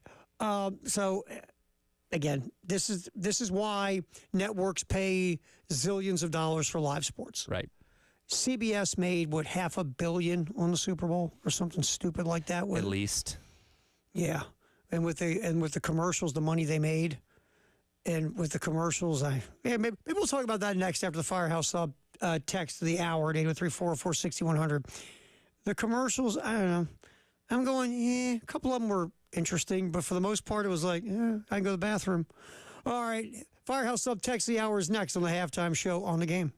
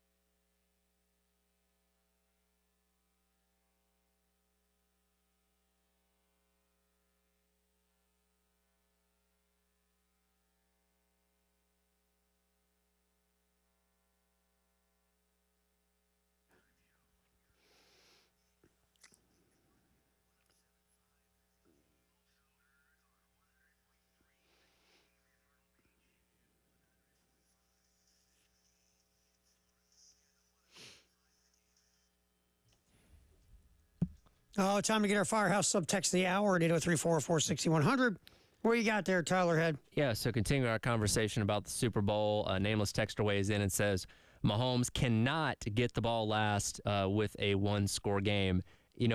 And again, going back to San Francisco, maybe they weren't as up on the rules of overtime as Kansas City was. The Kansas City players said they were practicing that in the preseason. When they go down there and kick that field goal to start overtime, and then Kansas City gets the ball back, we knew what was going to happen, right? I don't think there was a doubt in anybody's mind. All right, well, this is where Patrick Mahomes methodically leads them down the field and then score a touchdown and win the game. Sure. I didn't have any doubts that was going to happen. I feel like, now again, I agree with the texture. You don't give Mahomes the ball second. You just don't. You let Kansas City have the ball first, and then you're going to react to whatever Kansas City does. The other part of that, if you give Kansas City the ball first, they're not going to be typically going for it on 4th and 5 and 4th and 3 because you haven't scored. They're not forced to do anything. If they get a 4th and 4 at their own 26, they're punting. Right. But now they're down, and they've got to go score, so they're going to be going for it on 4th down. So they're going to continue having extra downs to occupy the football. And then this whole idea of, Kyle Shanahan was saying, according to the analytics team, having the ball 1st and 3rd, and if that's the case, that's overthinking the room like nobody's business. Right. And that's I love analytics, man. I dig it. I look at it. I pay way too much money for it. But sometimes you got to take a step back and use your common sense. And common sense says, give 15 the ball first. Don't give it to him second, because now you got to go score a touchdown. You just got to flat go score a touchdown. And that's the other thing, too. If you're doing this 1st and 3rd thing, then why don't you handle your business differently inside the 10? I had a couple people talk about this. I think it's very interesting. A couple of different folks were saying, well, if you get the ball first and you're worried about 1st and 3rd, then when you're inside the inside the Kansas City 10, why don't you go for it on 4th down instead of kicking the field goal? Which in a way does make sense, because again, if you get stopped, Kansas City gets the ball inside their own 10. Again, their dynamic changes, their play calling changes, and if they don't get a 1st down on 3rd down, they're playing the field position game with a punt. Now again, if you give the ball to Mahomes at the 5, could he go down the field and beat you? Absolutely. Sure. But again, this always goes back to the point of don't give yourself the ball first there. Yeah. The thing about if the player's new or not, are they going to play any different? I think that's kind of I'm not going to say that's a nothing burger, but I think too much is made of that Shanahan didn't go over it.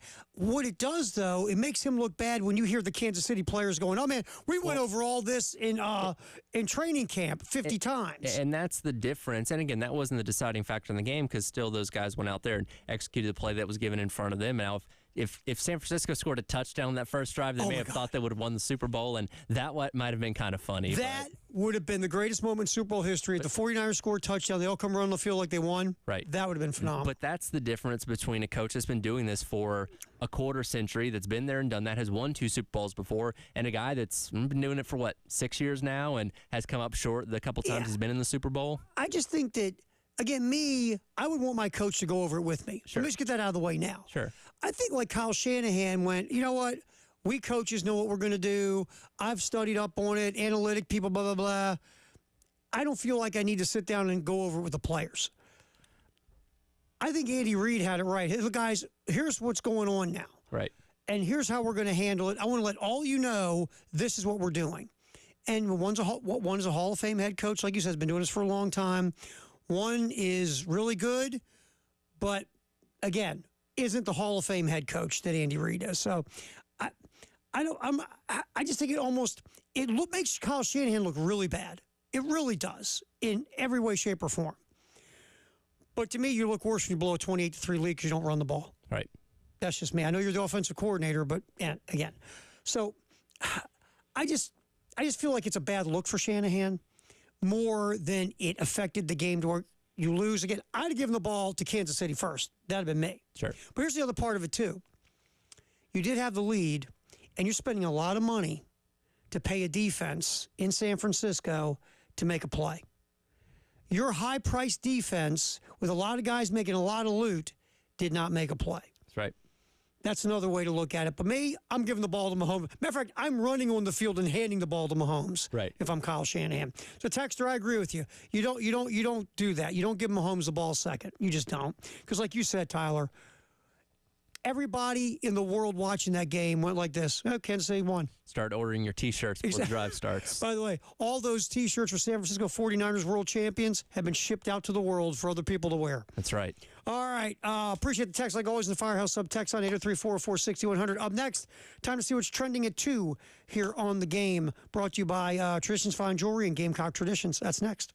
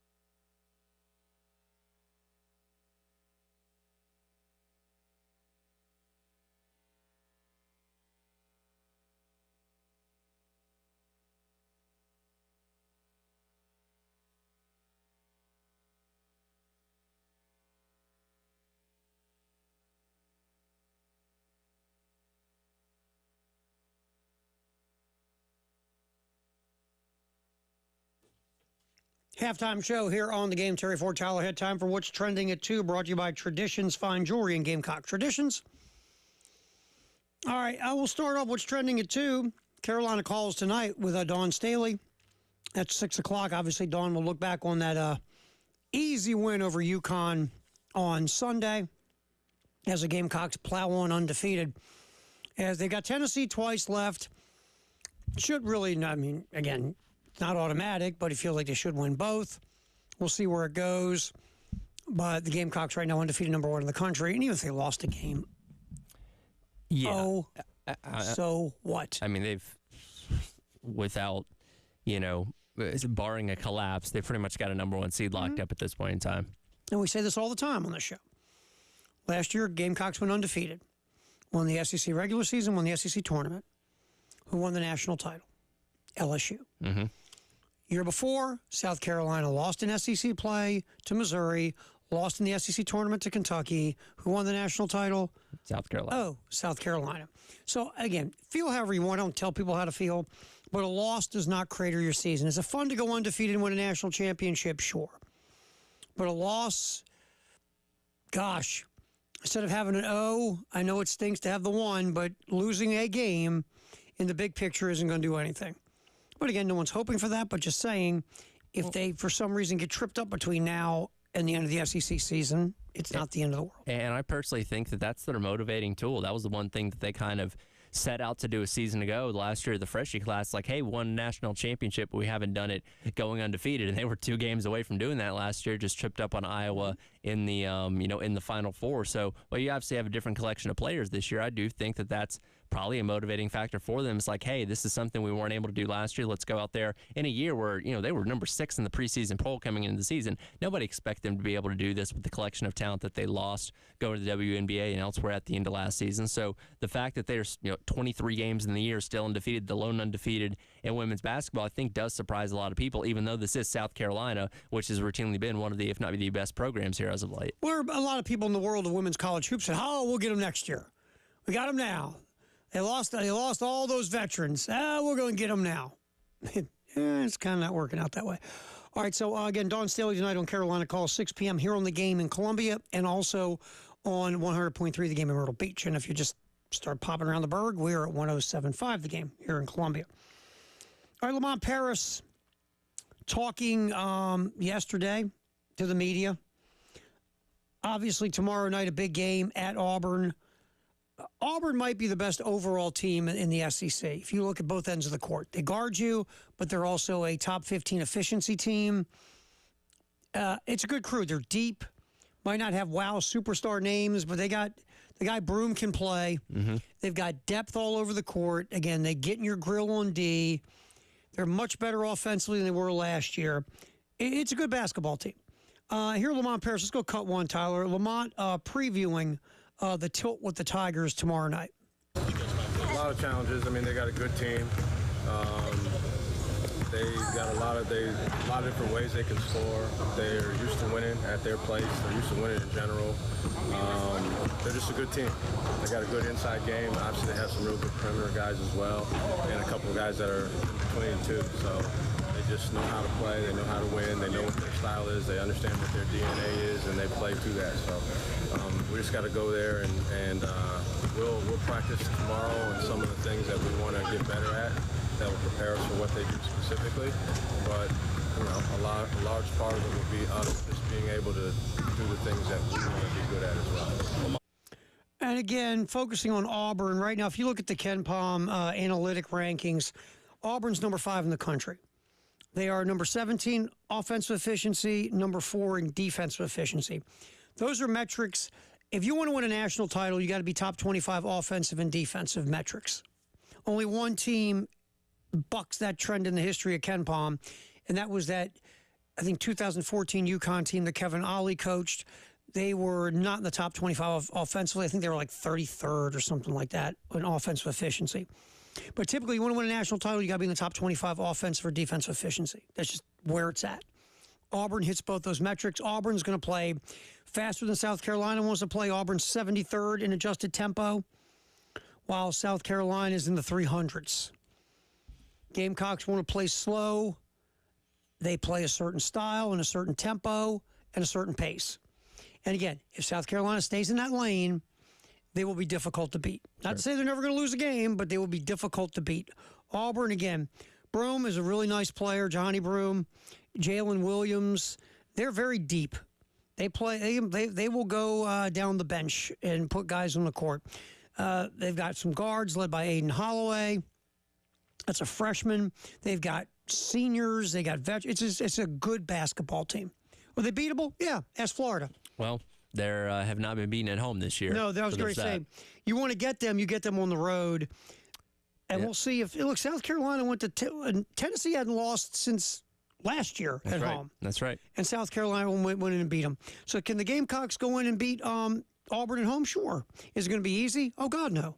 Like Tyler said, here's a list of games they've lost at home. Exactly. We're done. But they're just coming off a beatdown against Florida in Gainesville at 81-65.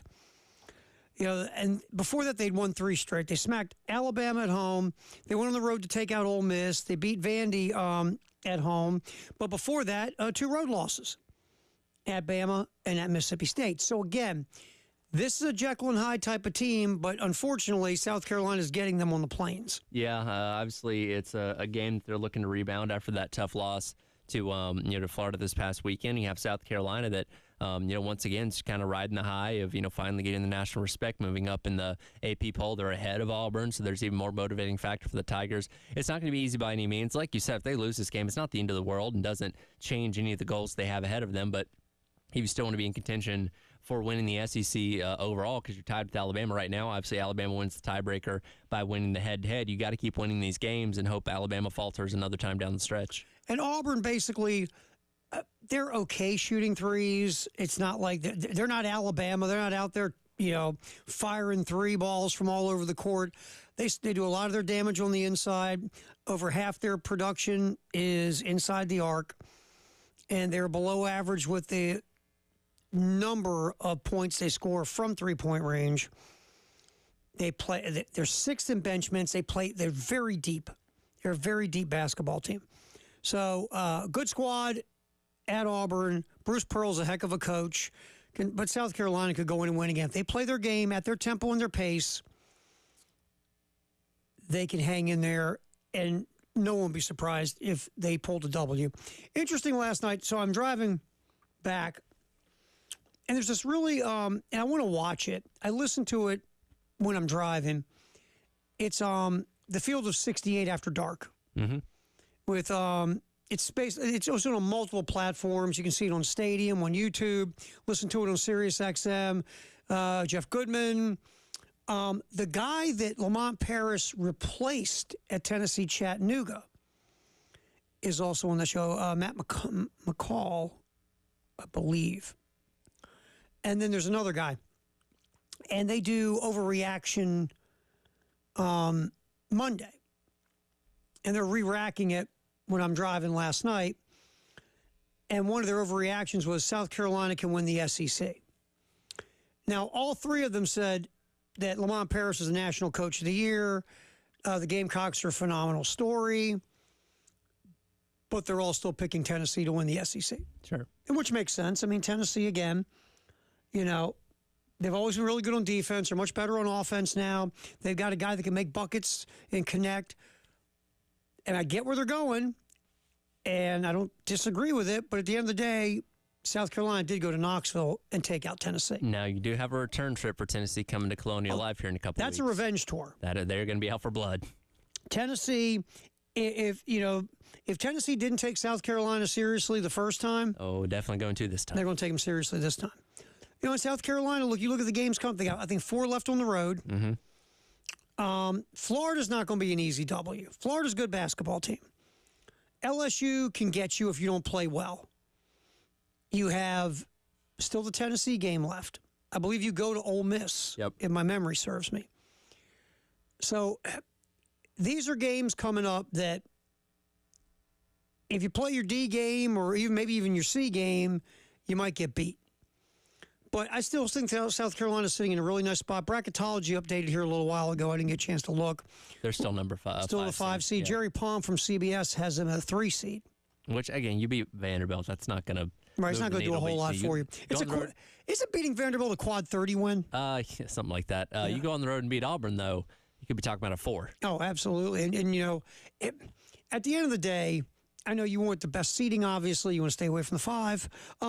But it's just going to be cool because you haven't seen this since the Final Four year. South Carolina's name go up on the seed line. Right.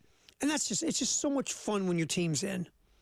So that's just going to be cool. Who they're going to play, who kind of is in their little, quadrant pod, whatever you want to call it. It's going to be fun to see how this whole thing breaks itself down. But right now, South Carolina easily on the good side of the bubble. They'll get Auburn tomorrow night. It won't be easy. Well, and that's the comfortable thing about these next couple weeks. Now, again, you don't need to go out there and lose all these games, but the way South Carolina's been playing, you can comfortably say with, 7 games left in FCC play, like, hey, we're going to be in the tournament.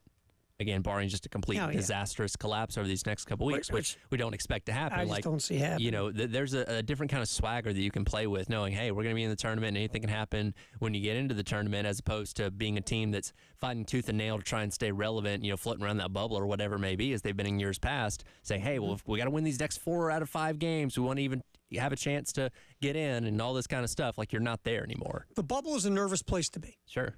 It's a bubble. It stinks. So South Carolina's in a good spot there. And look, the way this thing is going, you feel like a 4 seed's definitely in the wheelhouse. And if you really keep cooking, who knows where you'll end up. You still want to be 5. Right. Don't want to be 5. No thanks. Pass on that. So we'll have tomorrow night again, 8 o'clock pregame, 8:30 tip from Auburn. South Carolina going on to the Plains to take on a very good Auburn team, and you can hear it right here on the Game in Columbia at 107.5 and also in Myrtle Beach at 100.3. And again, tonight, Carolina calls with Dawn. Tomorrow night, we've got men's hoops. Thursday, Lamont Paris and Carolina calls at 7. We will have the pregame for the women, 6:30 on ESPN 1320, our sister station. Then full game broadcast starting with tip at 7 on the Game in Columbia. All right, we will get back in here. Continue what's trending at 2. A lot of stories outside of South Carolina. Also going to talk about the baseball team with Mark Kingston. They get it going this weekend as well. All that's coming up on what's trending at 2 here on the halftime show on the Game.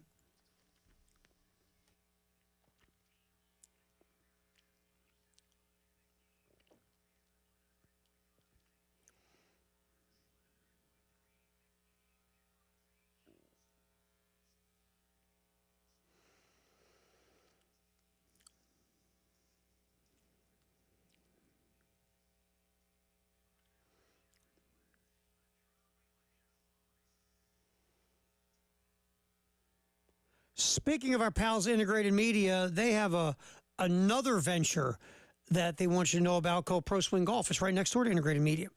And they have monthly tournaments. This is cool. If you're a golfer, you can get into monthly tournaments, Integrated Media. You call 803-528-1617 for their venture Pro Swing. And these tournaments, completely local, monthly tournaments, 18 holes, $40 a person per entry. You can play anytime.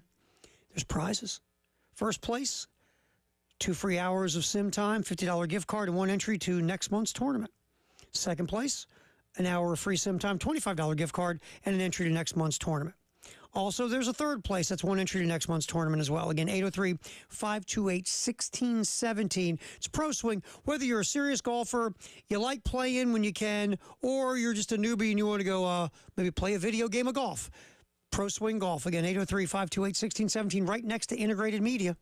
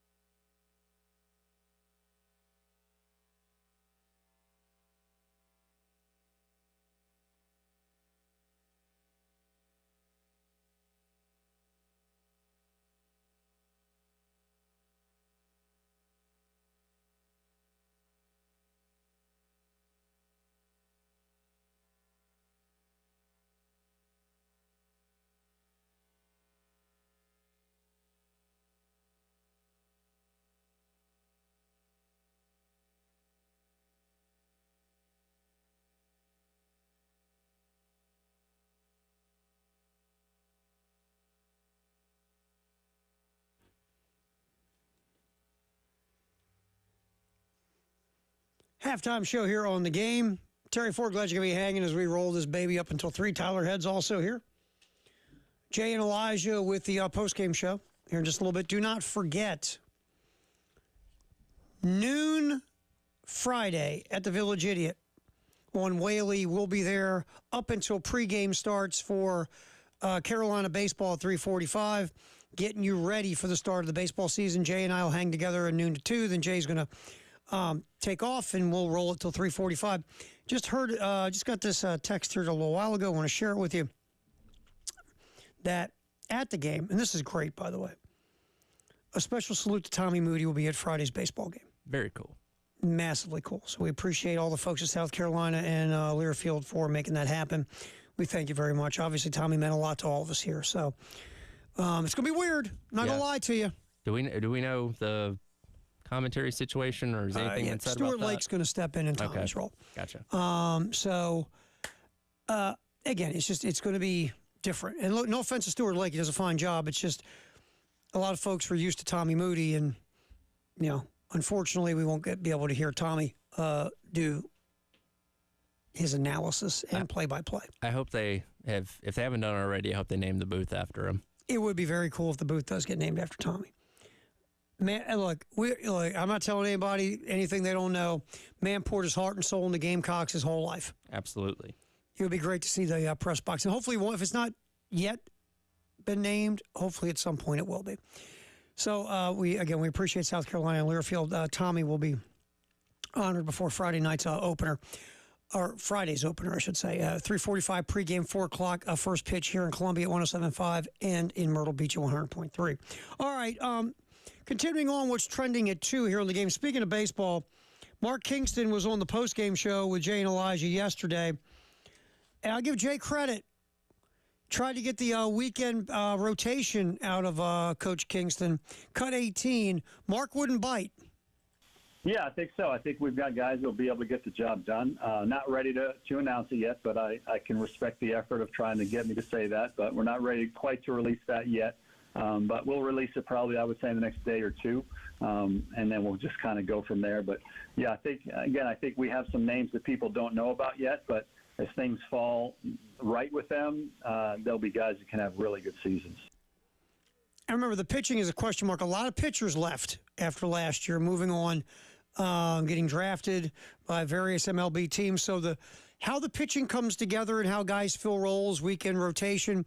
And look, one thing I've learned watching 2 baseball seasons, you want depth in your starters because that midday pitcher matters, man. The midday starter is huge. Well, and, I talked about this a little bit earlier, but you thought you had a pretty shirt-up rotation for the weekend, and Jack Mahoney ends up being the only guy still holding that role by the end of the season. Will Sanders has this identity crisis in the middle of the season where he has to take a couple weeks off to, find himself, and you're trying to figure that out. You had injuries as well. Like, the pitching, compared to what it was the season before, where offense was a little bit of a struggle, the pitching took a step back while the offense jumped back up this past season. And speaking of the offense, which was really good, until they hit that funk near the end of the year, again, injuries to your everyday lineup affected the offense. Here's Coach Kingston talking about tweaks to that offense. Cut 15, Tyler. Well, we were middle of the pack, from a stolen base standpoint, and so I wouldn't say we were great, and I wouldn't say we were below average either. I think you're right there in the middle. It's harder to steal bases than it's ever been because most pitchers now are fairly quick to the plate. People know how to control the running game. So I wouldn't think you'd see any major drastic changes from last year in terms of how we run. Brewer can steal bases, Tippett can steal bases, and I would say most of the other guys, you need to kind of pick your spots based on counts, based on who the pitcher is and how fast he is to the plate, based on the catcher and his arm strength. So I'd say it would probably be similar. You can't just all of a sudden say, let's steal more bases. If Ethan Petrie and Gavin Costas and those type guys are in your lineup, you play with what you have. So you want balance. When all is said and done, you want left-right balance and you want speed-power balance. So I still think we will lean more towards the power just because that's the makeup of our personnel. Last year the team got on base. It was almost like a walk in a bomb in a lot of ways. And again, there was strikeouts. It was kind of like the three outcomes that used to be in Major League Baseball: home run, walk, strikeout. But the Gamecocks for a while were hitting for a really good average. Sure. When things went sideways offensively, they went into that funk. It felt like everybody was trying to hit a 5-run homer. Sure. And they stopped having good at bats, and using the whole field. And so if you can get back to and Manny Lee did. I mean, and Monty Lee, God, he was a pinch hitter for 100 years. Monty Lee did a really nice job with those hitters, especially early in the year, using the opposite field, using the whole field to hit him, working counts, drawing walks, and really not trying to do too much. And then all of a sudden, it's natural, it's human nature. You go into a funk on offense, partly because of injuries, and everybody tries to do too much. I feel that's what happened, but I mean, Lee did a phenomenal job with this team offensively last year. And if you can just keep that consistency you had for the first, half of the year? Yep.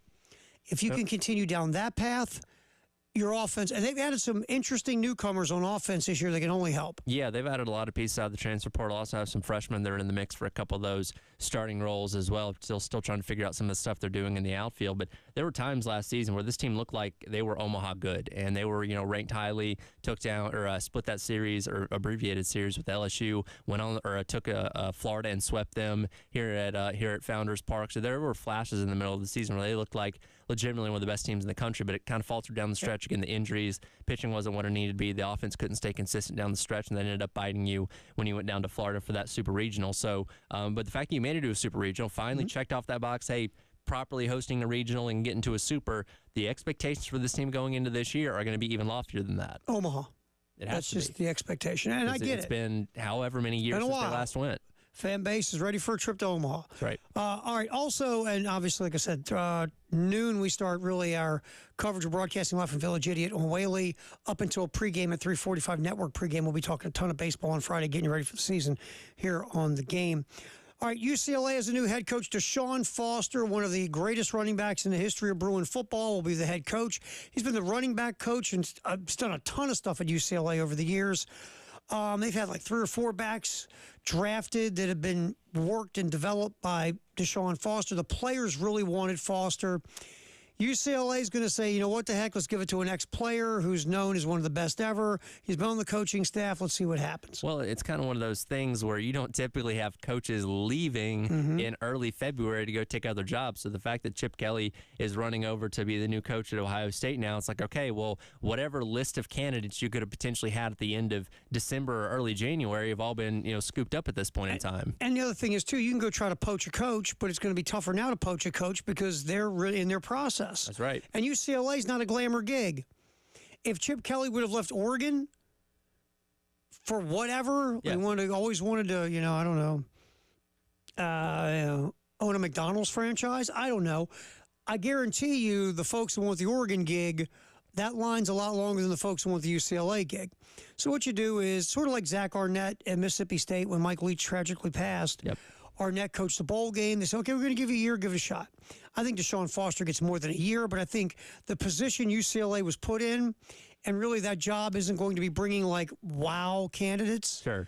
Give Deshaun Foster a shot. And I think you got to be very patient with him. Again, I don't think you give him just a year because, one, now you have the caveat of, okay, the transfer portal is now open for these guys for 30 days if they want to leave because their head coach is gone. And that's another reason you move Deshaun Foster in there because these players wanted Foster. That's right. So it gives you the best chance of retention. It holds players together, and you can see what Deshaun Foster can do as your head coach. Oh, by the way, you're joining this conference called the Big Ten, which just had a team that won the national championship and another one that was on the doorstep of making the national championship. Yep. It's going to be a probably pretty rocky first year out there in UCLA. And like I said, you got to give Deshaun Foster, I always say give guys 3 years.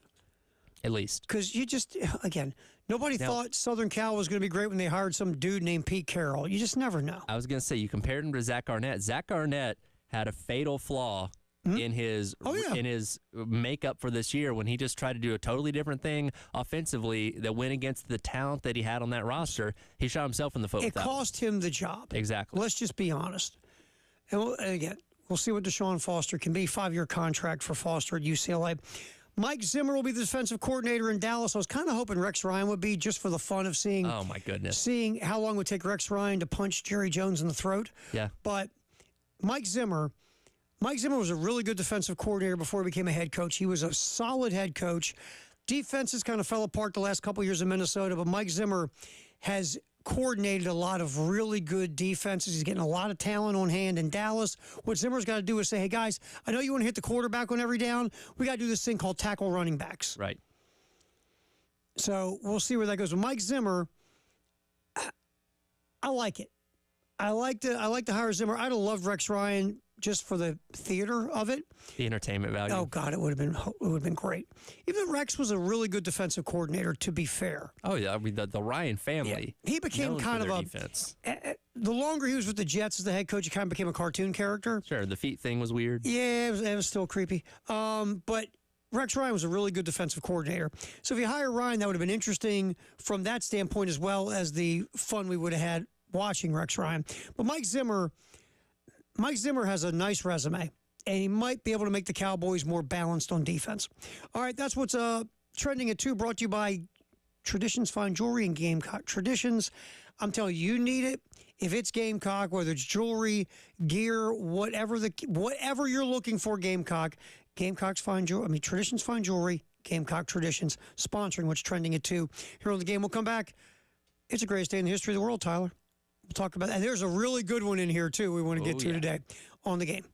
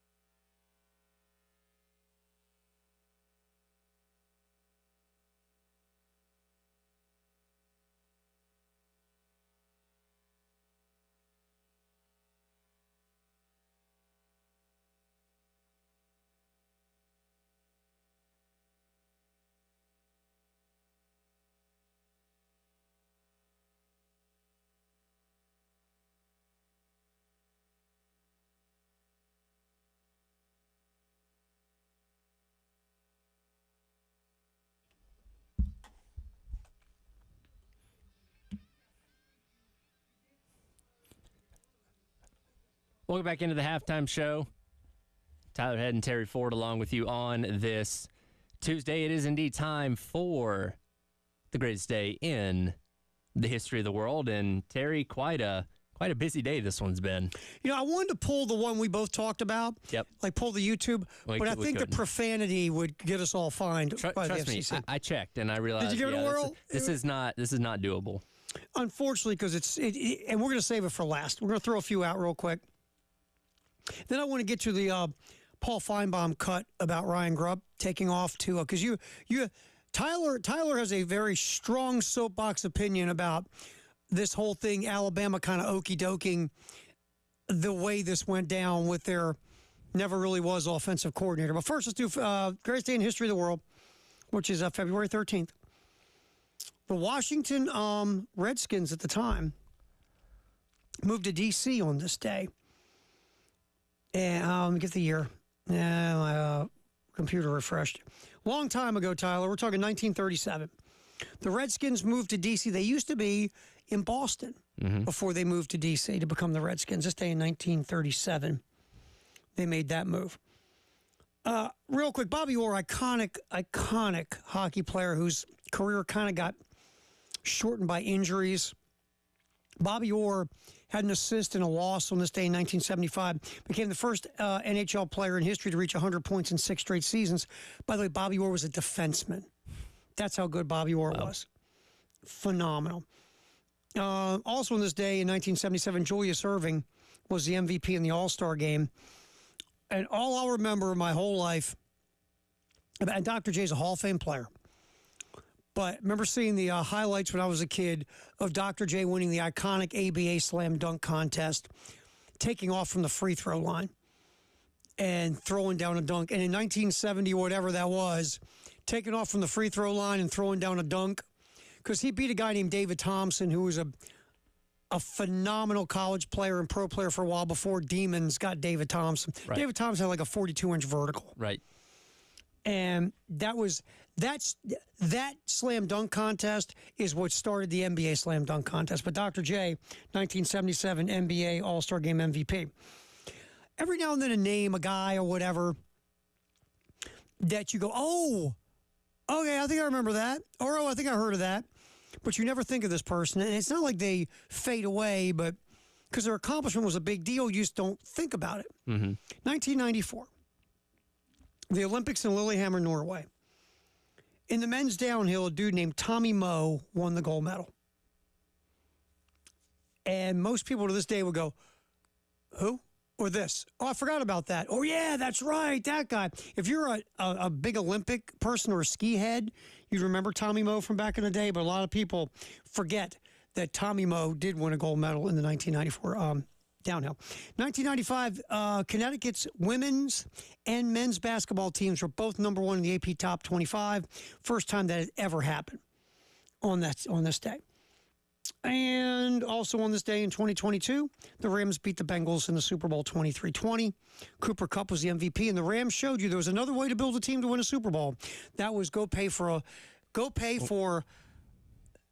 star level or high level players at quarterback, pass rusher, corner, left tackle, and if you want to pay your wide receiver, fine.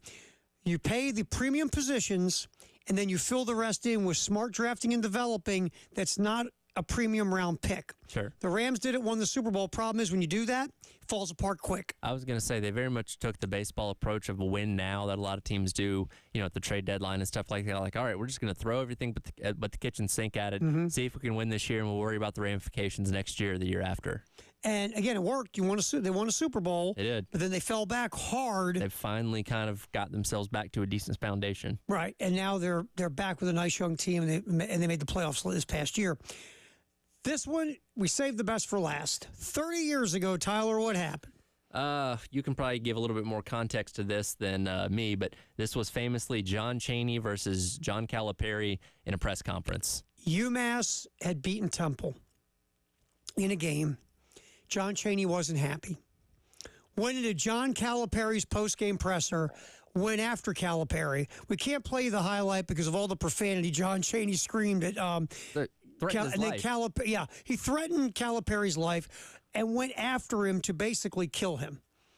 People had to hold Cheney back. Calipari, to his credit, stood his ground, even though Calipari was like this, God, don't let him go. Please, God, don't let him get to me. Because I'll tell you now, Cheney was older, but in that brawl, I'm taking John Cheney. Probably would have won that one. I'm taking John Cheney. If you've never seen it, go to YouTube and watch it. It's an iconic moment. It really is. I think I used that word 3 times in this segment. It's just you go sit there and you go, oh my God, because it's so old school in the press conference, the way everything's set up, and Cheney just walks in and he goes right after Calipari. There is a level of expectation when you're in a press conference of like, you kind of know how things go. You kind of know that most things aren't going to stray off the path. And even when somebody asks like a weird or an awkward question, you feel kind of that uneasiness. I can't imagine another coach coming in, shouting and threatening the life of the person that's at the podium. Like, how do you react to that? Well, and to put this in context, John Calipari was very brash as an up-and-comer. He kind of was like Rick Pitino Jr. Sure. And he was very aggressive. UMass was never much of anything ever. John Calipari got there. UMass made the Final Four. So Calipari, and a lot of coaches didn't like Calipari's style, didn't like the way he went about his business on the recruiting trail. There was a lot of rumors and stuff about Cal as a recruiter, might not be the cleanest recruiter. Right. And obviously, they had their banner taken down over the Marcus Camby stuff and things of that nature. So Calipari wasn't what you call well-liked by other coaches in the conference. Right. So John Cheney going after Calipari, there were a lot of coaches going like this, kill him, John, kill him. I'll hold him, John, you kill him. So John Cheney, the Hall of Famer, going after John Calipari 30 years ago. All right, real quick, grab this cut, Tyler. Ryan Grubb was the offensive coordinator, kind of, sort of, maybe not, at Alabama for a minute, and then took off to be the offensive coordinator for the Seattle Seahawks. It kind of had a smell to it. Here's Paul Feinbaum talking about Grubb leaving Alabama. Then we'll have our buddy Tyler give you his thoughts. I'm very troubled by this decision because after Kalen DeBoer was hired, most people agreed that the hiring of Ryan Grubbs was going to be his best move. And while I'm well aware he is replaceable, I don't like what I've seen. I really don't like the fact that Ryan Grubbs stood up the other day and said, I am the offensive coordinator. If he wasn't sure, I realized it's National Signing Day, but this whole thing really smells. And I don't know I don't know where the blame lies. I don't mind the guy getting an opportunity, but to me, it's a very bad look for Alabama. Yeah, I mean, and that's the thing. Grubb standing up in front of recruits saying, he's the offensive coordinator. Here's what you do. Don't have him there. Exactly. This is not difficult. Don't have him there. Well, and that's the details that have come out now is he was never actually officially hired by Alabama. He was just kind of moonlighting as their offensive coordinator for a couple months, and it's now known that the Seattle was actually waiting until that 30-day window of the transfer portal closed after Saban retired to be able to officially hire him. So you have this guy going up there basically lying to recruits and transfers and all this kind of stuff, saying, hey, I'm going to be your coach, and now he's gone. And this is kind of one of those things, like Kalen DeBoer has not earned the benefit of the doubt at Alabama right now. Right. Like if I'm a 17-year-old kid and he's coming to my living room trying to convince me to come play for him, I'm going to be pouring into this. Like, what the heck was all that about, man? Like, Nick Saban, he does something like this. Okay, well, has a lineage of success and winning where I'm going to give him the benefit of the doubt. Kalen DeBoer has not proven that at all in Tuscaloosa. I almost feel like Nick Saban wouldn't do it. He wouldn't do That's it. That's what I feel like. Even if he did, you'd say, well, you know what? That's Nick Saban. I trust he's going to be able to bring somebody in there, and I'm still going to be successful. I don't know about Kalen DeBoer. It just has a bad smell to it. Really does. All right. So that is the greatest day in the history of the world, February 13th. We'll come back. Firehouse Sub text line 803-444-6100. Our Firehouse Sub text of the hour, and maybe we'll shoot the crap with Jay Phillips before we get out of here, and the post-game show comes in next here on The Game.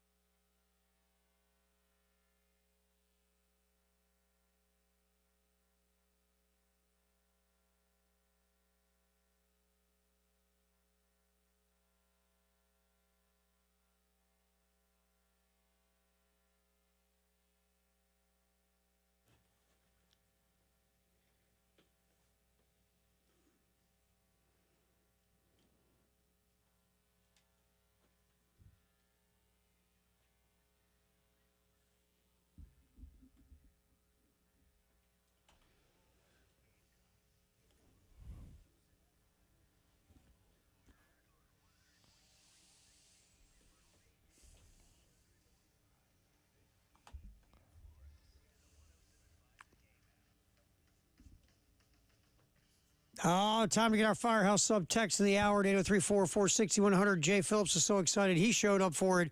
So no pressure on you, Tyler. Came for the Zeppelin. Came for the Zeppelin. Didn't come for the Firehouse sub text of the hour? Come for a Firehouse sub and Zeppelin. The Firehouse subs were good last Friday. Did you like yours? I didn't get one. Terry? Well, see, Terry actually showed up at the live this time to eat his. Yeah. And anything we brought back, Dave ate it all. As far as we know. Well, Dave wanted to make sure it was good for everybody. Sure. Dave's poisonous, you know. Dave's good. Make sure. Dave's good like that. Yeah. Well, Dave's just looking to help. Food testing. Yes, he will fall on that sword to try any food we bring in here just to make sure. You never, between there and here, somebody could have tampered with it. Sure. You never know. Can't be safe. You never know. Well, Josh typically makes mine. Yeah, very special too. Yeah, very special. By the way, we have bundt cakes for the staff. You have a bundt cake outside. I think Elijah grabbed you. Saw that. Well, I mean, what are those down there? Those are for me to sample for Chris and Wes and Ed Bird. So they're going to get 3 with bite marks in them. I'm trying to be like Dave. I want to make sure everybody's safe. What do you got the old Firehouse sub text line there, bub? Yeah, so going back to our conversation about Colin Murray Boyles, who, well, by the way, Wes has come up with a new nickname for him. We're trying to make it stick. Colin Murray Basketball, kind of like Johnny Football. See if that goes anywhere. I told him to trademark it because somebody's going to take that. I think. How about, that's too long. How about just Colin Murray Ball? Oh, look at you. Look at you over there. Colin Murray Baller. Maybe. Yeah, that could work. Not bad. I like that too. Thanks. Maybe you should run and get that trademark before Wes gets his trademark. I'll let Colin do that.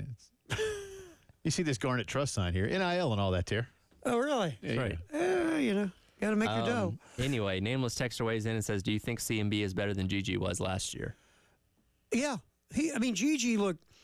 Gigi had moments last year where you went, wow, you see the talent. Wow, you see why he's going to get drafted. You see why, if he gets it together from the neck up, this guy's got the skill set to if he improves on the skill set, to be a pro.